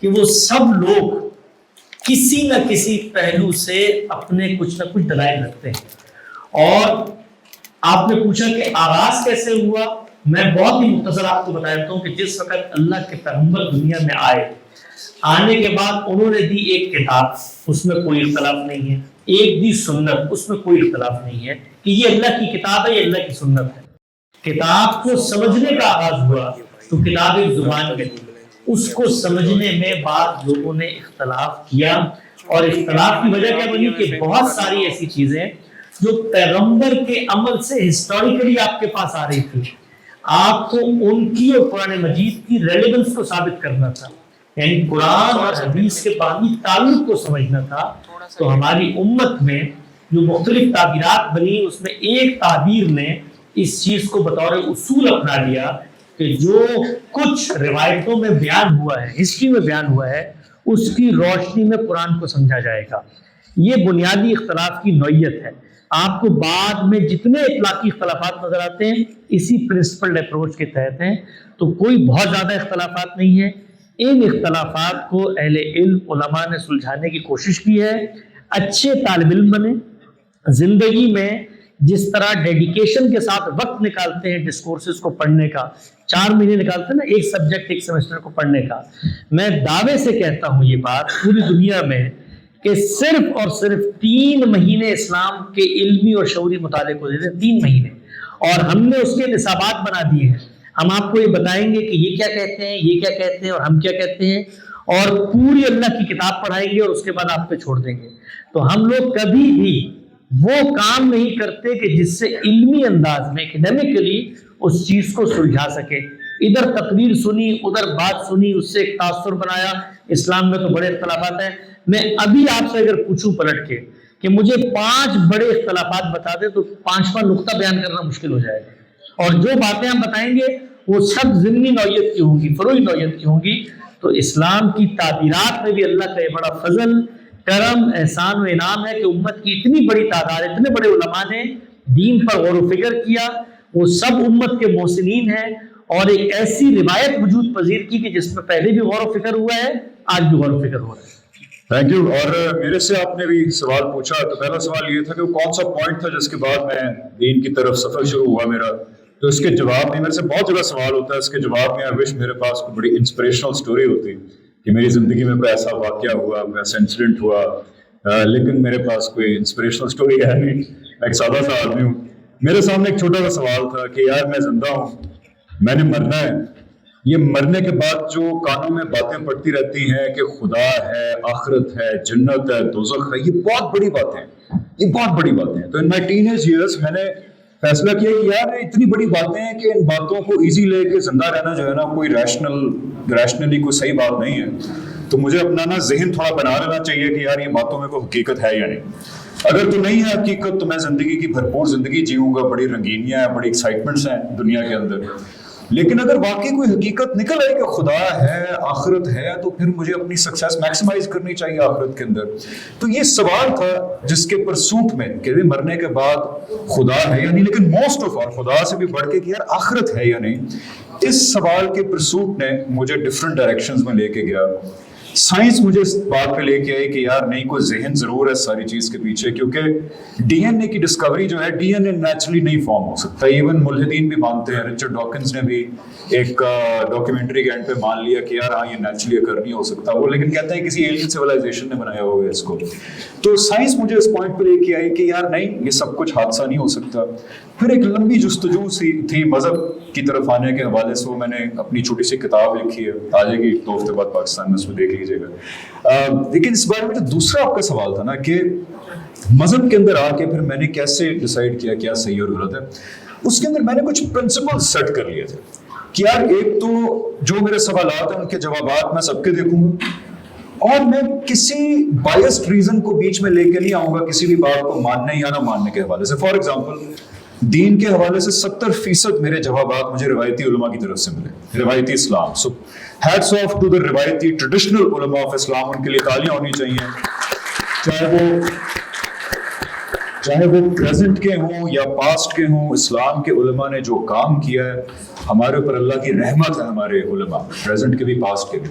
لیکن 30% اسلام جو مجھے روایتی علماء سے سمجھ نہیں آیا تھا، 30%، وہ مجھے غامدی صاحب کی طرف سے سمجھ آیا. اور میں نے اس بائس کو اپنے ذہن میں نہیں آنے دیا کہ یار غامدی صاحب کی تھاٹ اتنی پاپولر نہیں ہے مسلمانوں میں، تو میں اس بیس پہ ان کی بات نہ سنوں، یا غامدی صاحب کے اوپر کرٹیک بہت آتی ہے مسلمان روایتی علماء کی طرف سے، تو اس بنیاد پر میں بات ہی سنوں گا. میں نے اس طرح کے کسی بائس کو اپنے ذہن میں نہیں آنے دیا. میں نے کہا یار مجھے کسی ایسے انسان کی بات بھی معقول لگے گی نا کہ جو اکیلا کھڑا ہوا کو بات کر رہا ہے، اور سارے کہہ رہے ہیں یہ غلط ہے لیکن مجھے صحیح لگ رہی ہوگی، میں مان لوں گا اس کی بات. تو چیز کو میرٹ کی بنیاد پہ دیکھوں گا، کسی بائس کو نہیں آنے دوں گا، کلچرل بائس، پولیٹیکل بائس، سیکٹیرین بائس. یہ میرا خیال ہے کہ پلے سے باندھ لینی چاہیے. بس اس نے میری بڑی ہیلپ کی، اس بات میں میری بڑی ہیلپ کی. اب ہم آگے بڑھتے ہیں. ہمارے پاس thank you and keep the question short because we have کم time and lot of people. میرا خیال ہے ایک جینڈر ایکوالٹی برقرار رکھتے ہیں، تو ایک بندہ اور ایک خاتون، ٹھیک ہے؟ کون ہے آپ ہیں؟ ایک بندہ 2 خواتین روایت میں کہ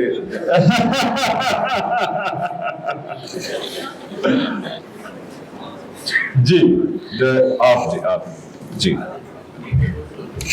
السلام علیکم. وعلیکم السلام. فرسٹ آف آل میرا سوال آپ دونوں میں سے ہی ہے. جیسے آپ نے کہا کہ دیانتداری سے اپنے ایمان کو پریکٹس کریں، جو بھی آپ بلیو کرتے ہیں چاہے وہ غلط ہے صحیح ہے، اللہ تعالیٰ نیت دیکھتا ہے. اس میں بٹ ایک بدعت کا فیکٹر بھی آ جاتا ہے کہ لوگ بدعت بھی اپنی سنسیئر انٹینشن سے پریکٹس کر رہے ہوتے ہیں، اور موسٹلی وہ ان مینی کیسز شرک بھی آ جاتا ہے اس میں. تو اس چیز کو اپنی نیت کے پرسپیکٹو میں کیسے لے کر چلیں گے؟ بیکاز اعمال کا دار مدار نیتوں پر ہے، یہ بھی کہا گیا ہے. دوسری شرک الباب یہ اسلام میں یہ بھی کہی گئی ہے، منزل لذی یشفع عندہ الا باذنہ، کون ہے جو اللہ سے اس کی سفارش کر سکے، کسی کو اجازت نہیں ہے. تو اس طرح سے لوگ یہ بھی بلیو کرتے ہیں کہ نہیں اللہ سے ہم رسول کی، موسٹلی لوگوں نے اپنے گھروں میں رسول سے دعا کرنے کی نعوذ باللہ لگائی ہوتی ہے، دعائیں لگائی ہوتی ہیں. سو اللہ کے سوا آپ کسی سے جو 1-to-1 انکاؤنٹر ہے اس کے علاوہ تو یہ بھی بلیف ہے کہ مطلب جو سالڈ بلیف ہے کہ کسی اور سے اجازت نہیں ہے. تو لوگ کہتے ہیں کہ ہماری نیت تو ایک ہے لیکن ہم یہ کام کر رہے ہیں، ہم اس مزار پہ جا رہے ہیں، اپنا اپنا پرسنل بلیف ہوتا ہے. تو اس چیز کو آپ بدعت کو لے کر دیانتداری کے ساتھ کیسے الائن کر سکتے ہیں؟ میں حسن بھائی کی طرف آتا ہوں. ایک واقعہ بتا دوں. آپ تو بڑی اونچی ہائرارکی کی بات کر رہی ہیں کہ لوگ معاذ اللہ آپ صلی اللہ علیہ وسلم سے مانگتے ہیں. ہمارے فیملی میں نام نہیں لیتا، فرسٹ کزن ہے، उन्होंने तो वो अल्लाह ताला भी नहीं, नीचे अहले बैत भी नहीं, नीचे पीर फ़कीर भी नहीं, वो अपने लोकल गली के पीर साहब से मांगते हैं जाके। उन्होंने हायरार्की ना लंबी कर दी है। वो कहते हैं ये पीर साहब जो हैं ये गोलड़ा शरीफ के वो हैं, ठीक है, मानने वाले, तो ये मेरी दुआ जो है ये गोलड़ा शरीफ जाके पेश करेंगे। वो गोलड़ा शरीफ फिर ऊपर एक अपेरेंटली काउंसिल है, वहाँ जाके पेश करेंगे, जिसमें बहुत सारे पीरों में किसी को ऑफेंड नहीं करना चाहता। फिर वो काउंसिल जो है ना वो हुजूर सल्लल्लाहु अलैहि वसल्लम की बारगाह में पेश करेगी जाके, और वो फिर जाके अल्लाह ताला से कोई मामलात करेंगे। तो जिनकी भी आप बात करेंगे मेरे रिश्तेदार से बहुत बेहतर है, वो गली के पीर से नहीं आगे बढ़ सके, वो कहते हैं ना आप काउंसलर से नहीं आगे बढ़ सके। तो हसन भाई इस बारे में बताइएगा प्लीज़ कि बिदअत फिर क्या होगा। जी देखिए, जो बात हमने अर्ज़ की थी वो ये कि दीन के मामले में जिस राय को आप दुरुस्त समझते हैं उस पर अमल दरामद करें, अगरचे वो राय ठीक ना हो अल्लाह ताला आपसे उसी के बारे में पूछेगा। आप दुरुस्त समझते हैं ये शर्त हमने आयद की, आप दुरुस्त किस बुनियाद पर समझते हैं? आप इल्म की बुनियाद पर समझेंगे या अकल की बुनियाद पर समझेंगे? शिर्क वो वाहिद मामला है जिसके बारे में अल्लाह ताला ये कहते हैं कि ये चीज़ कि इसमें इख्तलाफ भी हो सकता है, इस इम्कान को भी मानने के लिए तैयार नहीं। लिहाजा आप इल्म और अकल की बुनियाद पर शिर्क को कबूल कर सकते हैं, या कोई ऐसी राय और ऐसा मामला है शिर्क कि जहाँ पर आपको कोई इखलाकी इल्मी इस्तदलाल दिया भी जा सकता है, अल्लाह ताला ये कहते हैं कि इसका कोई इम्कान ही नहीं है। क्यों इम्कान नहीं है? इसलिए कि तुम किसका शरीक ठहराने जा रहे हो? खुदा ताला का। मैं ये कह रहा हूँ, खुदा ये कहता है मैं ये कह रहा हूँ कि मेरा कोई साजी, कोई सबऑर्डिनेट, कोई हामी, कोई नासिर, कोई शफी, कोई मददगार नहीं। जब मैं ये दावा कर रहा हूँ और मैंने ये बात तुम्हारी फितरत में डाल दी है, जब तुम दुनिया में नहीं आए थे, तुम्हारे आने से पहले तुम्हारे अबुल आबा की पुश्त से मैंने तुम तमाम की अरवा को निकाल कर ये मुकालमा किया था कि बताओ तुम्हारा रब कौन है। तो तुम लोगों ने ये इकरार किया था, ये इकरार तुम्हारे शऊर में पैवस्त है। कोई पैगंबर की दावत ना आए। कुरान मजीद ये कहता है कि क़यामत के दिन जब कोई शख्स उज़्र पेश करेगा कि हमें तो हमारे बड़ों ने ये बात बताई थी, हमें तो हमारे अहबार ने, हमारे रुहबान ने, हमारे मजहबी पुरोहित और फरीसियों ने ये बात बताई थी, तो अल्लाह ताला कहते हैं कि भाई शिर्क तो ऐसी चीज़ है कि किसी शख्स तक पैगंबर की दावत ना भी पहुंची हो, कोई अमेज़न के जंगल में पैदा हो गया, वो भी ये उज़र मेरे सामने लाकर नहीं रख सकता कि जी मैंने शिर्क कर लिया, इसलिए कि शिर्क ना करने के लिए किसी इल्म की जरूरत नहीं है। शिर्क करने के लिए आपको इल्म पैदा करना है। अगर आपको पैगंबर की दावत नहीं पहुंची ना, तो आपको कैसे पता कि एक खुदा और उसके 4 मददगार हैं? आप मर जाए खामोशी से। नहीं, आप ये कहते हैं कि नहीं ये खुदा है और उन्होंने ये सलाहियतें लोगों को तफवीज़ कर दी और ये उसके मास्टर रिप्रेजेंटेटिव्स हैं और ये लात हैं, ये मनात हैं, ये उज़्ज़ा हैं। तो ये काम इंसान नहीं कर सकता, इसमें कोई उज़्र काबिल मसमू नहीं है। जहाँ तक ताल्लुक है बिदअत का, तो बिदअत दीन को समझने में, दीन के गौर व फिक्र में आप दयानतदारी से एक चीज़ को दीन समझते हैं, दूसरा शख्स उस चीज़ को दीन नहीं समझता। इसकी मैं आपको मिसाल देता हूँ। कोई शख्स दुनिया से रुखसत हो गया, उसका ईसाले सवाब किया जाएगा कि नहीं किया जाएगा? और ईसाले सवाब के लिए बैठ के कुरान खानी की जाएगी कि नहीं की जाएगी? इसका ताल्लुक उन बुनियादी शिर्क और तौहीद के मबाहिस से नहीं है, इसका ताल्लुक अंडरस्टैंडिंग से है। तो मेरे नज़दीक मुमकिन है ये बिदअत हो ये काम करना, लेकिन आप एक गलत अंडरस्टैंडिंग की बुनियाद पर एक राय को अपना रहे हैं। इस मामले में इख्तलाफ भी हो सकता है। आपको अल्लाह ने जो इल्म दिया है उसके लिहाज से वो आपसे जवाब तलब करेगा, लेकिन शिर्क के मामले में कोई उज़र अल्लाह की बारगाह में काबिल मसमून नहीं होगा। और आखिरी बात भी मैं अर्ज़ कर दूं कि शिर्क को जो लोग बतौर दीन अपनाते हैं, ये याद रखें कि मुशरिकीन मक्का वो शिर्क को ओन करते थे। वो कहते थे, सूरह ज़ुमर में आया है कि मा नअबुदुहु इल्ला लियुक़र्रिबूना इलल्लाहि ज़ुल्फ़ा, हम शिर्क करते हैं, हम ओन करते हैं शिर्क को, इसलिए करते हैं कि ये हमारे बुत हमें अल्लाह के करीब कर देते हैं। लेकिन अहले किताब वो भी शिर्क करते हैं, कुरान मजीद कहता है, लेकिन शिर्क को ओन नहीं करते। तो अल्लाह ताला ने जो सजा मुशरिकीन मक्का की मुतय्यन की वो अहले किताब की नहीं की। तो फिर दर्जात में बात आ जाती है कि कोई शख्स किस तरीके से शिर्क को लेकर चल रहा है।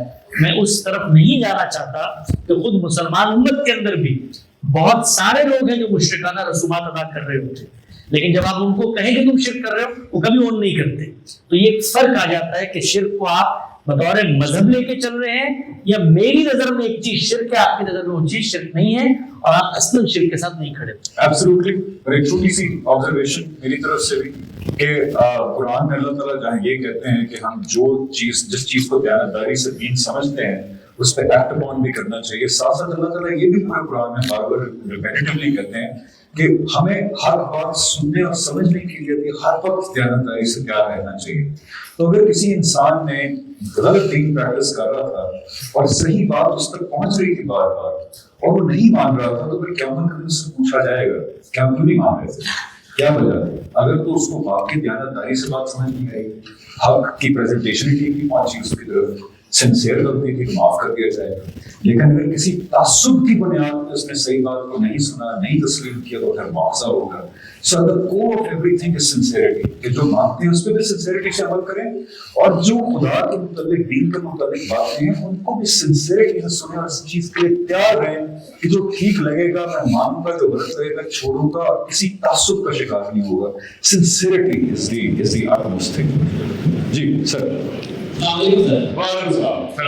سر میرا جو سوال ہے وہ بڑا بیسک سا سوال ہے کہ ہم نے نا اسلام کو, اگر ہم جو آج کل ہمارے زیادہ تر سوشل میڈیا پہ جو بھی علماء کرام ہیں انہوں نے اسلام کو کچھ ڈومین میں ڈیوائڈ کر دیا ہے.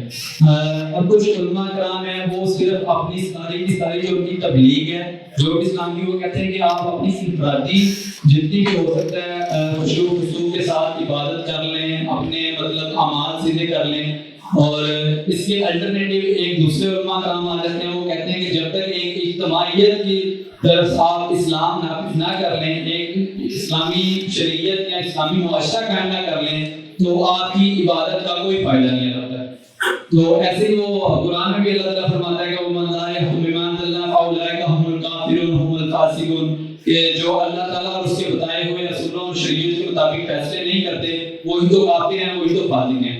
تو اس کے بارے میں تھوڑی سی بات کرو. Thank you. آپ کا نام کیا ہے؟ خبیر. خبیر. خبیر ہے خبیر خبیر خبیر خبیر خبیر. یار اچھا نام ہے خبیر. تھینک یو خبیر بھائی, بہت شکریہ. جی حسن بھائی. جی دیکھیے یہ تعبیرات میرے علم میں ہے, مختلف لوگوں نے پیش کی ہیں کہ ہمیں معاشرے کی سطح پر, نظم اجتماعی کی سطح پر اور ریاست کی سطح پر دین کو نافذ کرنا ہے اور یہ دین کا اصل مقصد ہے. میں اپنی ہمبل تعلیمانہ اوپینین آپ کی خدمت میں رکھ دیتا ہوں. اس کے دلائل آپ جاننا چاہتے ہیں, ہماری کتابیں موجود ہیں, ڈیٹیل لیکچرز موجود ہیں. جو دوسرے لوگ بات کرتے ہیں اس کو ہم کیسے پرسیو کرتے ہیں اس پر ہمارا آرگومنٹ موجود ہے. ہم یہ سمجھتے ہیں کہ دین اسلام نے یقیناً کچھ ہدایات فرد کو دی ہیں اور کچھ ہدایات معاشرے کو دی ہیں. ہم اس کی نفی ہرگز نہیں کرتے کہ اسٹیٹ کی سطح پر, ریاست کی سطح پر اللہ کی شریعت کے فیصلے نافذ نہیں ہونے چاہیے. آپ اگر پڑھیں حافظ صاحب کا ایک مضمون ہے اسلام اور ریاست, ایک جوابی بیانیہ, اس میں انہوں نے لسٹ کر کے وہ 10 چیزیں لکھ دی ہیں جو ریاست سے متعلق ہیں, نظم اجتماعی سے متعلق ہیں. اس میں کوئی اختلاف نہیں ہے. سوال یہ ہے کہ دین جب ہمیں ہدایت دیتا ہے تو وہ اصلاً بحیثیت فرد ہدایت دیتا ہے, مجھے مخاطب کر رہا ہے. میرے ڈیفرنٹ رولز ہیں سوسائٹی میں جو بدلتے رہتے ہیں. میں اگر ایک بیٹا ہوں تو بیٹے کی ہدایت مجھ سے متعلق ہو جائے گی, کل کو میں باپ بنوں گا تو باپ کی ہدایت مجھ سے متعلق ہو, کل کو میں استاد بنوں گا تو استاد کی ہدایت مجھ سے متعلق, اور کل کو میں اگر حکمران بنوں گا تو جو ہدایات حکمران کو اللہ نے دی ہیں وہ اس سے متعلق ہو جائیں گی, وہ حکمران سے متعلق ہوں گی, وہ باپ سے متعلق ہوں گی. یہ نہیں ہو سکتا کہ میں بھی بیٹا ہوں اور آپ مجھ سے باپ پہ حقوق ادا کرنے کا مطالبہ کرتے ہیں. دین اسلام نے زکوٰۃ کو فرض قرار دیا ہے, لیکن اگر میرے پاس مال ہی نہیں ہے تو میں کس چیز پہ زکوٰۃ دوں گا؟ تو آپ آگے بڑھ کے ہمیں یہ کہتے ہیں کہ پہلے مال کماؤ اور پھر زکوٰۃ دو. تو ہم یہ کہتے ہیں کہ یہ دین انسانوں کو مخاطب کر رہا ہے. انسان اپنی معاشرتی منصبی حیثیتوں میں تبدیل ہوتا رہتا ہے. حکمران جب وہ بنے گا تو اللہ کی ہدایت پر اس نے عمل کرنا ہے، اور اگر وہ عمل نہیں کرے گا اور وہ مر جائے گا تو اللہ تعالیٰ کی وہی وعید ہے اس کے لیے جو آپ نے آیت میں پڑھ کے سنائی، وَمَن لَّمْ يَحْكُم بِمَا أَنزَلَ اللَّهُ فَأُولَٰئِكَ هُمُ الْكَافِرُونَ فَأُولَٰئِكَ هُمُ الْفَاسِقُونَ۔ لیکن مجھ سے بھی یہ پوچھا جائے گا کہ پاکستان کے اندر مثال کے طور پہ شرعی سزائیں کیوں نافذ نہیں ہوئی؟ مجھ سے وہ تب پوچھا جاتا جب میں حکمران ہوتا۔ مجھ سے امتحان کیا ہے کہ میں نے 5 وقت نماز پڑھنی ہے، میں نے شریعت کی پابندی کرنی ہے، ہاں میں کل حکمران بن گیا تو مجھ پہ وہ چیزیں لازم ہو جاتی ہیں۔ تو یہ بظاہر تو بہت باریک سا فرق ہے، لیکن اس فرق کے نتیجے میں دین کی 2 ڈائمنشنز اور اورینٹیشن بن جاتی ہیں۔ پہلی اورینٹیشن میں جو میں نے بیان کی اس میں توجہ اپنے آپ پر ہوتی ہے، میں نے اپنے آپ کو تبدیل کرنا ہے، اور جو دوسری انٹرپریٹیشن ہے اس میں توجہ معاشرے پر ہو جاتی ہے کہ بھی معاشرے کو تبدیل کرنا ہے۔ سوال یہ ہے کہ معاشرے کو تبدیل کرنے کی ذمہ داری اگر اللہ نے مجھ پر ڈالی ہے اور مجھ پر یہ لازم کیا ہے کہ پہلے نظم اجتماعی بناؤ، پھر ریاست بناؤ، پھر اس میں اسلامی قوانین نافذ کرو، تو میں بحیثیت انسان کے اس چیز کی صلاحیت ہی نہیں رکھتا۔ آپ مجھے بتائیے آپ میں سے کتنے لوگ ہیں جو باقاعدہ پولیٹیکل پروسیس میں انوالو ہوتے ہیں؟ ہم بحیثیت انسان، کوئی شخص علمی ذوق رکھتا ہے، کوئی فکری ذوق رکھتا ہے، کوئی آرٹسٹ ہے، کوئی استاد ہے، ہر آدمی اپنے دائرۂ عمل میں مسئول ہوتا ہے، اور اللہ تعالیٰ نے یہ بات بیان کر دی ہے کہ لا یکلف اللہ نفسا الا وسعہا۔ دین اور شریعت کے معاملے میں آپ کی حد وسع سے اوپر ذمہ داری آپ پر نہیں ڈالی گئی ہے۔ یہ جو لوگ کہتے ہیں کہ ہر شخص کے لیے لازم ہے کہ وہ میری جماعت کا حصہ بنے اور پھر اسلامی نظام کے لیے وہ کوشش کرے، تو دین نے ہمیں یہ بتا دیا ہے کہ اقامت دین کا مطلب ہے آپ نے دین پر عمل درآمد کرنا ہے، دین کی ہدایت پر سجدہ شکر بجا لانا ہے، ان کو پوری یکسو اور انضباط سے اپنی زندگی میں لے کر آنا ہے، لوگوں پر دین نافذ کرنا، لوگوں کے اوپر اللہ کی شریعت کے احکامات کو جاری کرنا، یہ میرا کام نہیں ہے، یہ حکمران کا کام ہے، اور جب میں حکمران بنوں گا تب اللہ مجھ سے پوچھے گا، جب تک میں حکمران نہیں ہوں مجھ سے میرے بارے میں پوچھے گا۔ ایبسلیوٹلی، آئی تھنک آپ نے زکوٰۃ والی مثال اچھی دی کہ دین کا یہ سب سے تقاضا نہیں ہے کہ کوئی اسلامی نظام ہے جس کو نافذ کرنا ہے، یہ غالباً انٹرپریٹیشن ہے اس کی، لیکن اگر آپ اس پوزیشن میں پہنچ گئے ہیں جو حکمران کی پوزیشن ہے، یا آپ سیاسی اسٹرگل کر کے ایک سیاسی منصب پہ پہنچ گئے ہیں، ہاں تب اللہ تعالیٰ آپ سے پوچھیں گے کہ ہاں جی جو میں نے نظم اجتماعی کے لیے احکامات دیے تھے وہ آپ نے نافذ کیے یا نہیں کیے۔ یہ وہی بات ہے کہ اگر آپ باپ بننے کے حوالے سے اللہ تعالیٰ نے آپ کو کچھ احکامات دیے کہ اگر آپ باپ بنیں گے تو آپ نے ایسا باپ بننا ہے، لیکن جب تک آپ باپ بنے نہیں وہ آپ سے تعلق رکھتے ہی نہیں۔ ہاں اگر آپ باپ بن گئے ہیں تو پھر آپ اس بارے میں سوال ہوگا۔ تو یہ آئی تھنک ڈائیکاٹمی ہے کہ انفرادی طور پہ کیا معاملات ہیں اور اجتماعی طور پہ کیا معاملات ہیں اس کے بارے میں۔ جی آپ خواتین سے ہونا چاہیے۔ السلام علیکم۔ میرا کوشچن آپ سے یہ ہے کہ ایک مطلب ایمان اور ایک عقل، تو میرا کوشچن یہ ہے کہ ایمان اور عقل میں رشتہ کیا ہے؟ کچھ لوگ کہتے ہیں کہ ہمارا ایمان ہے تو ہم عقل والے ہیں، تو میرا آپ لوگوں سے سوال ہے کہ ایمان اور عقل میں ڈفرینس کا رشتہ کیا ہے کہ وہ سمجھا جائے۔ بالکل ٹھیک ہے جی سر۔ ایمان اور عقل بڑی مشہور بحث ہے کیونکہ ہمارے یہاں کہا جاتا ہے کہ ایمان پہ غیر تو مطلب یہ ہے کہ عقل کو سائڈ پہ رکھتے ہیں۔ ایمان اور عقل میں رشتہ یہ ہے کہ اگر آپ کے پاس عقل نہیں ہے تو آپ کو پھر ایمان کی ضرورت کی بات نہیں۔ یہ بات اللہ تعالیٰ نے بتا دی ہے کہ ایمان نام ہے اللہ کے بارے میں جو ہدایات مجھ تک پہنچی ہیں ان کو عقل سے ماننے کا۔ ان 2 چیزوں کو عام طور پر ایک دوسرے کا متضاد بیان کیا جاتا ہے۔ تو جیسے میں عقل کی بات مانوں گا تو یہ ایمان کے خلاف ہو جائے گی، اور ایمان کی بات مانوں گا تو عقل کے خلاف ہو جائے گی۔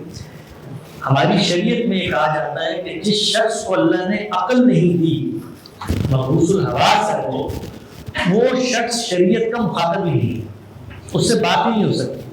اللہ تعالیٰ بات ہی ان لوگوں سے کرتے ہیں جو اپنے اندر شعور اور عقل رکھتے ہیں۔ بات کیا کرتے ہیں؟ وہ بات یہ کرتے ہیں کہ جو کچھ تمہارے اختلافات ہیں اس پہ میں ورڈکٹ دے رہا ہوں، میں حرف آخر بیان کر رہا ہوں، میں قول فیصل دے رہا ہوں، میں شریعت بیان کر رہا ہوں۔ تو اللہ جب اپنی بات بیان کرتے ہیں تو اس بات کو سنا بھی عقل سے جاتا ہے، سمجھا بھی عقل سے جاتا ہے، اور اس پر عمل درآمد بھی عقل سے کیا جاتا ہے۔ دین کے باب میں کوئی شخص یہ نہیں کہتا کہ آپ اللہ اور اس کے پیغمبر کو ایک طرف رکھ کے اپنی عقل سے حقائق دریافت کرنے نکل جائیں۔ میری عقل کے پاس وہ صلاحیت ہی نہیں ہے بھائی، مطلب میری عقل کے پاس یہ صلاحیت کہ میں کیوں دنیا میں آیا ہوں، مجھ سے پہلے کیا تھا، میرے بعد کیا ہوگا، جن معاملات میں فیصلہ کرنے کی صلاحیت نہیں رکھتا اس میں کیسا فیصلہ کروں، یہ تو عقل کے دائرے کی بحث نہیں ہے۔ اس لیے کہ انسانی عقل ہمیشہ یا تو اپنی فطرت کے باقی حاصلات سے علم حاصل کرتی ہے یا عقلی استنباط کے نتائج سے علم حاصل کرتی ہے. میں انڈکشن کے عمل سے گزرتا ہوں, مجھے پانی نشیب میں بہتا ہوا نظر آتا ہے, میں 4 جگہ پہ دیکھتا ہوں, اس سے ایک نتیجہ حاصل کر دیتا ہوں, کلیات کو ملاتا ہوں تو اس سے جز کا علم آ جاتا ہے, جز کو ملاتا ہوں تو کلیات میں. یہ عقل کا دائرہ ہے. تو ایمان اور عقل میں کوئی تصادم نہیں ہے. مسئلہ وہاں پیدا ہوتا ہے کہ جہاں پر آپ بغیر عقل کے ایمان کو اپنانے کی کوشش کرتے ہیں یا ایمان کے بغیر, ایمان سے مراد خدا کی خبر, ایمان کے بغیر عقل کے ذریعے ان معاملات میں فیصلہ کرنے کی جگہ پہ کھڑے ہو جاتے ہیں جس کی صلاحیت عقل رکھتی ہی نہیں ہے. تو اس کو سادہ الفاظ میں اگر میں آپ کو بتاؤں کہ اللہ کی جو بھی ہدایت ہے, اللہ تعالیٰ یہ کہتے ہیں کہ اپنی عقل پہ پرکھو, وہ ہمیشہ تمہیں تمہاری عقل کے مطابق نظر آئے گی.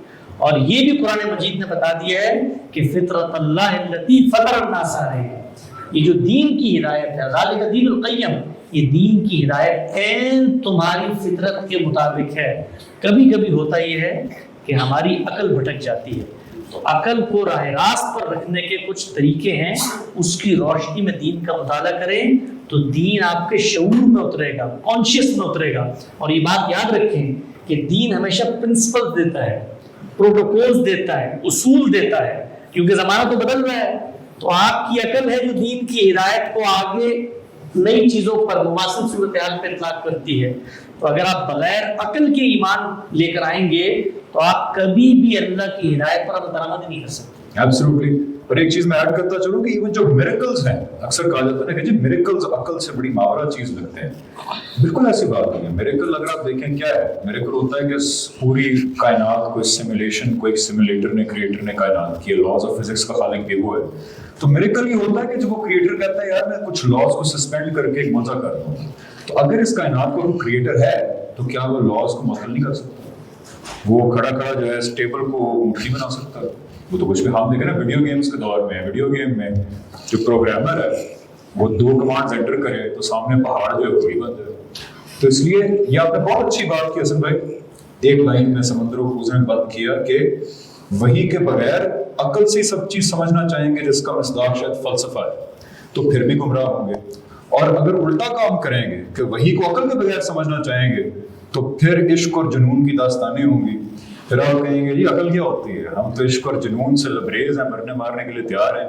وہ چاہے RSS کا ہندو ہو وہاں پہ, وہ بھی یہ کہتا ہے عشق جنون دیوانگی, کاؤ کو ہاتھ لگاؤ گے کاٹ دیں گے, کوئی دلیل سننے کے لیے تیار نہیں ہے.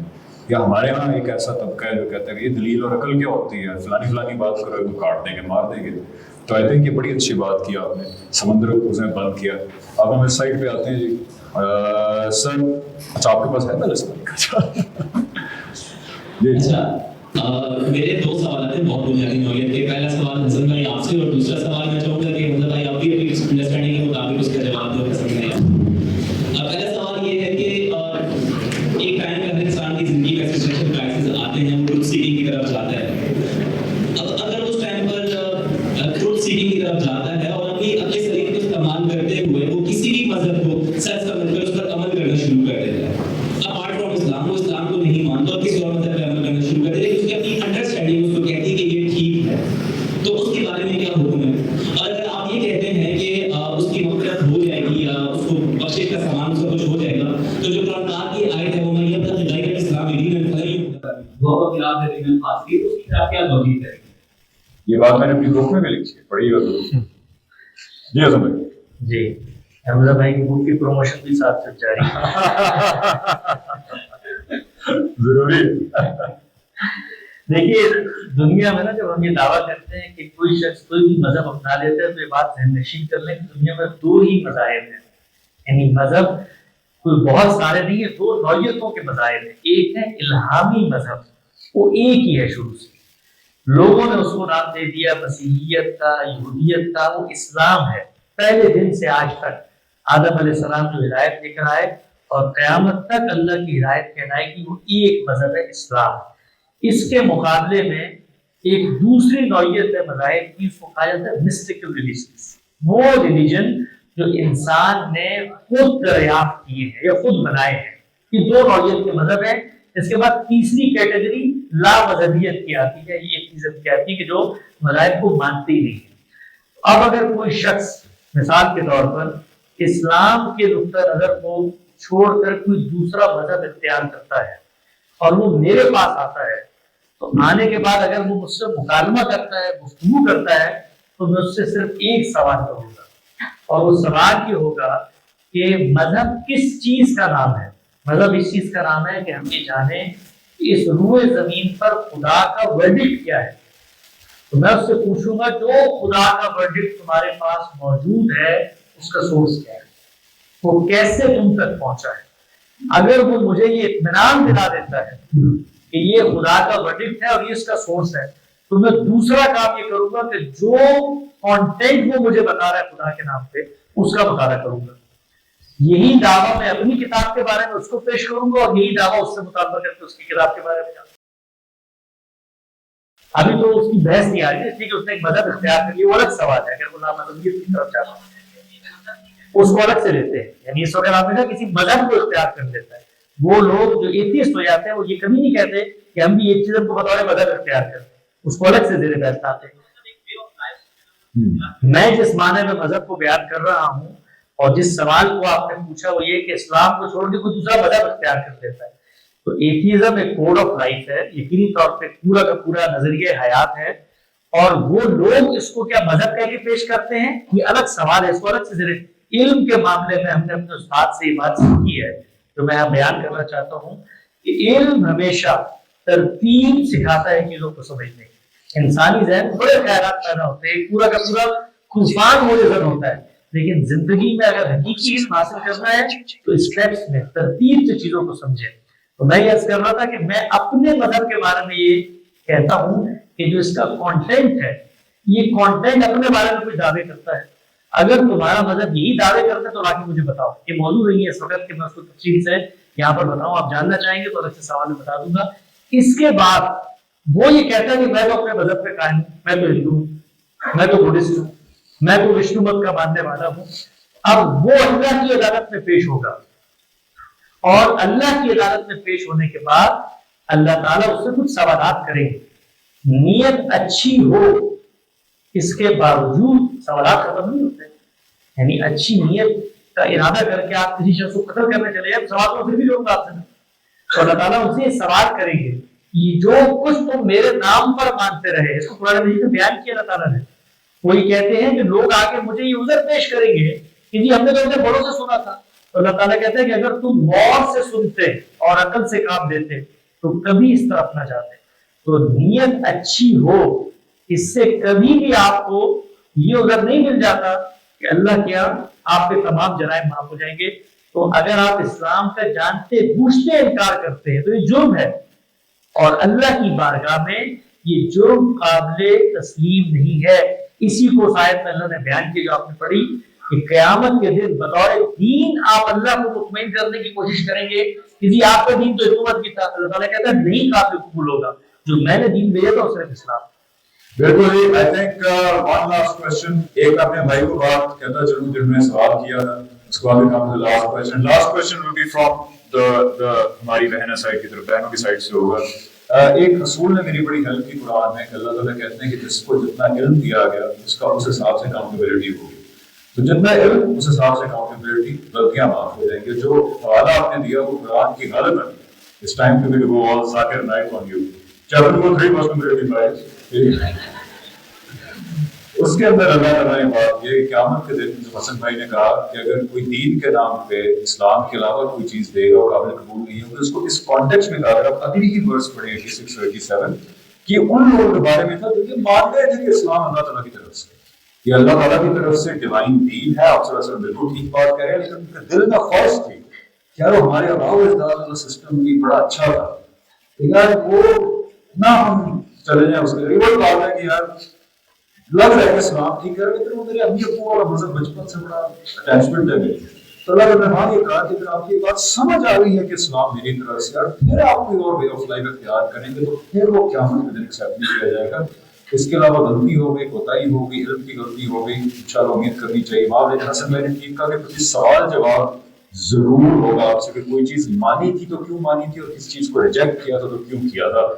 लास्ट क्वेश्चन हमारी बहनों की तरफ से, ये बैक बेंचर, वो जो बैठी ब्लैक कलर में पीछे, सॉरी मैं खुद क्योंकि बचपन में ना बैक बेंचर था, तो मैं इसलिए मेरा दिल बैक बेंचर्स की तरफ ज्यादा होता है। मेरा आपसे क्वेश्चन ये है कि आपने भी कहा कि एक पर्दा जो है वो ऑब्लिगेटरी है, अगर आप करना चाहें सर का या चेहरे का फिर करिए, लेकिन हमने तो शुरू से सुना है कि औरत का मतलब ही पर्दा है, फिर इसके बारे में अगर मैं गलत हूँ इसके पहले मैं शॉर्ट कमेंट देके फिर हसन भाई आप तफसीलन जवाब दे दें। मैंने ये बात की थी कि दीन में दो राय रही है, दो नहीं बल्कि तीन राय रही। एक दीन में ये राय रही है कि पर्दा जो है जिस तरह आपने किया हुआ है कि मुंह का भी हो, सर का भी हो, और अच्छी बात है कि आंखें भी नजर आए, एक वो नुक्ता नजर है। एक बहुत बड़ी तादाद में उलमा की जो नुक्ता नजर रखती है, फिर एक बहुत बड़ी तादाद है उलमा की जो नुक्ता नजर रखती है कि चेहरे का पर्दा बिल्कुल ऑब्लिगेटरी नहीं है, अगर आपने सर कवर किया हुआ है तो that is the obligatory part. एक बहुत बड़ी तादाद उलमा की वो है, और एक वो तादाद है जो कहती है कि चेहरे का पर्दा या सर का पर्दा ऑब्लिगेटरी नहीं है। तो ये तीन नुक्ता नजर है। ये तीसरी वाली कैटेगरी जरा अक़लियत में है लेकिन ये एग्जिस्ट करती है। तो इन तीन कैटेगरीज में से आप जो भी बिलीव करते हैं, माय पॉइंट वाज, तो उस पर फिर सबके दिल से अमल दरामद जरूर करें। ये ना करें कि आप सबके दिल से ये मानती हैं कि चेहरे का पर्दा होना चाहिए और फिर आप ना करें तो ये ख़यानत हो जाएगी। अब सबके दिल से ये मानती है कि सर का पर्दा ऑब्लिगेटरी है, फिर ना करें तो ख़यानत हो जाएगी। और अगर आप उस नुक्ता नजर से हैं कि जो कहता है कि सर का पर्दा ऑब्लिगेटरी नहीं है, उसकी ज़ाहिर में तो तफसीलात हैं जो आप जान सकती हैं, हसन भाई आपको सोर्सेस भी बता देंगे, लेकिन अगर आप उनमें से हैं तो फिर आप ना करें तो पता चाहिए। लेकिन दीन के मामले में जो मानते हैं दिल से, पॉइंट वाज कि वो करना बहुत जरूरी है, वरना फिर मसला होता है। हसन भाई जी देखिए, मर्द और औरत दोनों अल्लाह की मखलूक़ात हैं, दोनों को अल्लाह ताला ने इस दुनिया में इम्तिहान के लिए भेजा है। ये दोनों मखलूक़ात जब दुनिया में रहेंगी तो इनका आपस में इंटरेक्शन भी होगा। इसको उर्दू के अंदर और अरबी में इख्तलात कहा जाता है, यानी आप किसी जगह पर मिलते जुलते हैं, जैसे इस वक्त आप लोग यहाँ पर मिल रहे हैं, घरों में मिलते हैं, घरों से बाहर मिलते हैं। कुरान मजीद ने सूरह निसा के अंदर मर्द और औरतें जब मिले जुले, एक दूसरे के साथ इंटरेक्शन हो, वो कौन से आदात हैं जिनका उन्हें ख्याल करना है, तीन बातें अल्लाह ने वाज़ेह अल्फाज में बयान कर दी। उनमें दो बातें मर्द और औरत दोनों के लिए आम है और एक जायद बात औरतों के लिए खास है। पहली बात सूरह निसा में अल्लाह ताला ने बयान की कि मर्द हो या औरत दोनों को अपनी निगाहों में पाकीज़गी को लेकर आना है। निगाहें खदोखाल का जायजा लेने वाली ना हो, निगाहें ताड़ने वाली ना हो, निगाहें आबरू बाख्तगी की ना हो। एक डिसेंट मॉडेस्ट नजर होनी चाहिए है जो हम दोनों को एक दूसरे के साथ गुफ्तगू करते हुए, मेलजोल करते हुए अंदर बाहर रखनी चाहिए। दूसरी बात अल्लाह ताला ने बयान की है कि मर्द और औरत दोनों ने अपने प्राइवेट बॉडी पार्ट शर्मगाहों की हिफाजत करनी, छुपाना नहीं है, हिफाजत करनी। हिफाजत का मतलब ये होता है निगरानी, निगहदाश्त, उसके मुत्तसिल आज़ा या उसके मुकद्दमात उनको भी पूरी तरह से कवर किया जाए। वो हम सब जानते हैं कि क्या है, ये मर्दों को भी कहा गया, ये औरतों को भी कहा गया। तीसरी एक जायद हिदायत अल्लाह ताला ने औरतों को की है और वो ये कि ये अपने आप को संवारती हैं, निखारती हैं, जेवरात से आरास्ता करती हैं।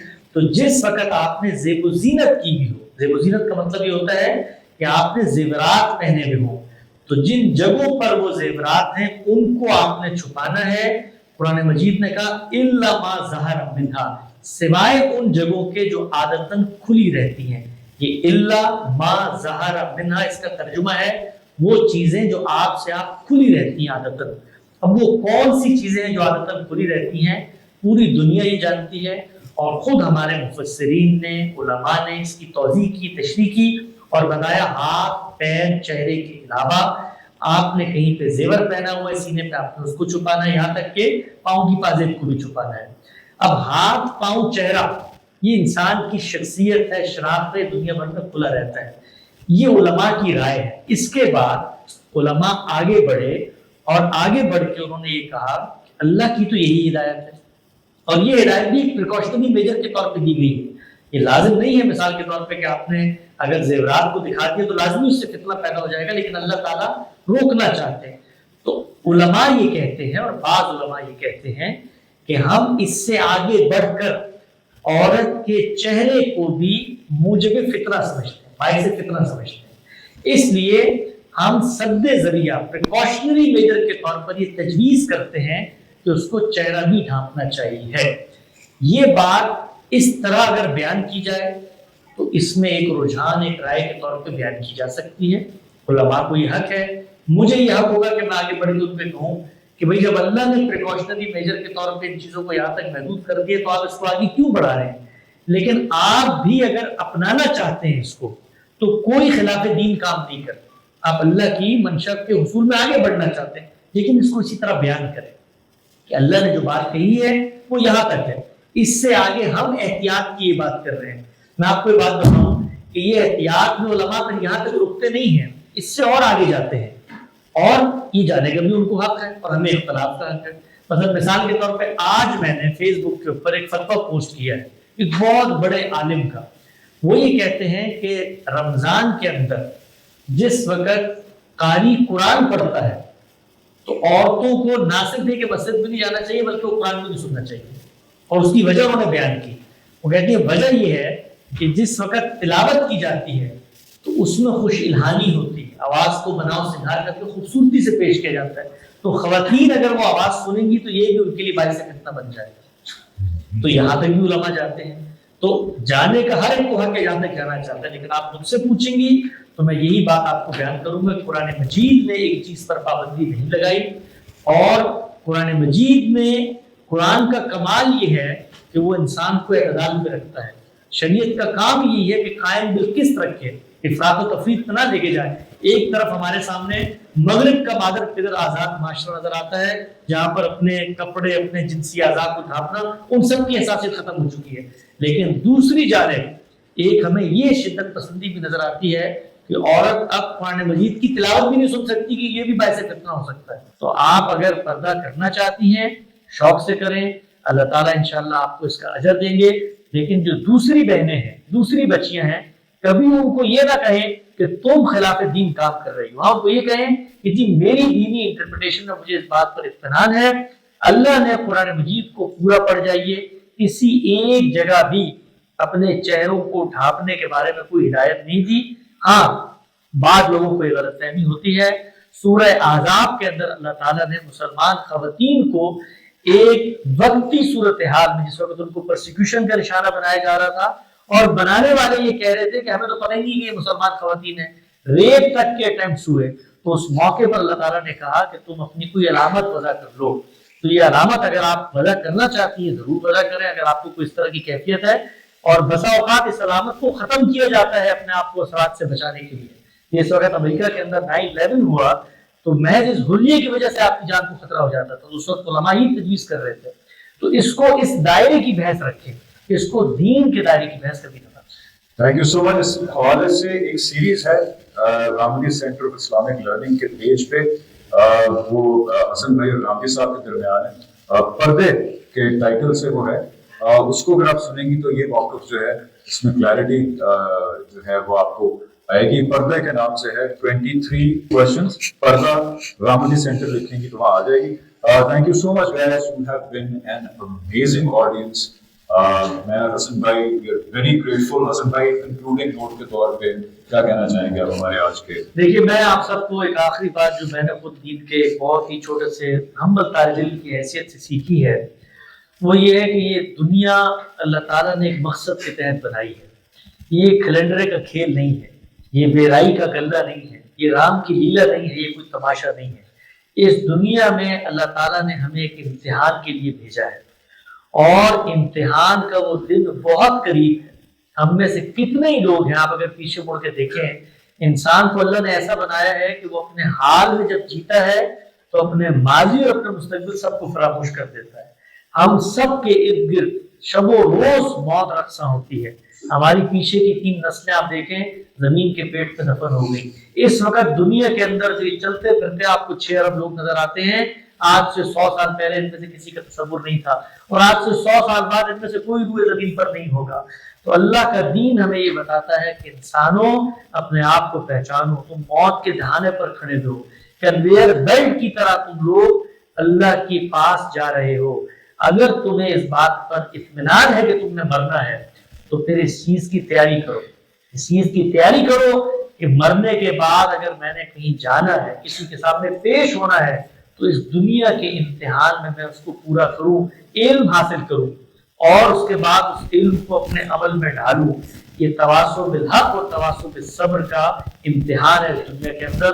اور اس چیز کو بھی ہمیشہ یاد رکھیں کہ یہ جو موت کا چیلنج ہمیں درپیش ہے، یہ ایک بندہ مومن کے لیے کوئی مسئلے کی بات نہیں ہے، اس لیے کہ ہمارا پروردگار ہمیں یہ بتاتا ہے کہ دنیا میں مرنے کے بعد تمہارا خاتمہ نہیں ہوگا، بلکہ حقیقی دنیا کا آغاز تمہاری موت کے دھانے پر ہوتا ہے۔ تو ہم دنیا کے ابتدائی چند لمحات زندگی کے جو اس دنیا میں گزارتے ہیں، اس کے بعد ہم نے اپنے پروردگار کے پاس پیش ہو جانا ہے۔ چھوٹا سا امتحان ہے، اخلاقیات کا امتحان ہے، سچائی کا امتحان ہے۔ اپنے آپ کو تیار کریں، اللہ کی کتاب سے جڑیں، ہفتے میں 1 گھنٹہ اس کتاب کا مطالعہ کریں۔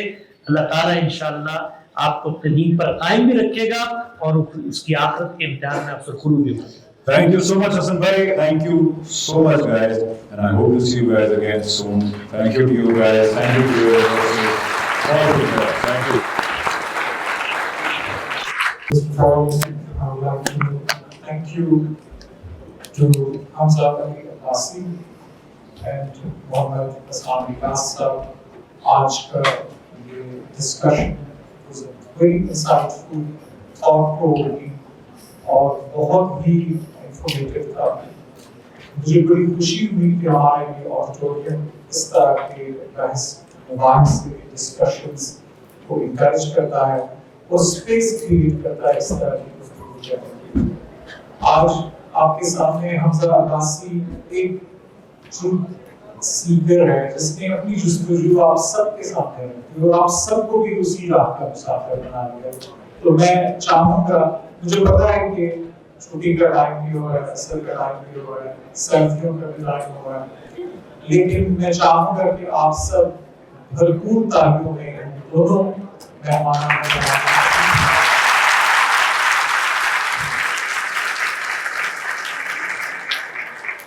میں ہمارے جو ڈائریکٹر اسٹوڈنٹ افیئرز ہیں جواد خان، ان سے یہ ریکویسٹ کروں گا کہ وہ اس طرح کے سیشنز مزید بھی ارینج کریں اور آپ کے ساتھ ٹائم کریں اور یہ سلسلہ اسی طرح سے چلتا رہنا چاہیے۔ آپ سب کا بہت شکریہ اور ہمارے مہمان گرامی کا بہت بہت شکریہ۔ Thank you so much.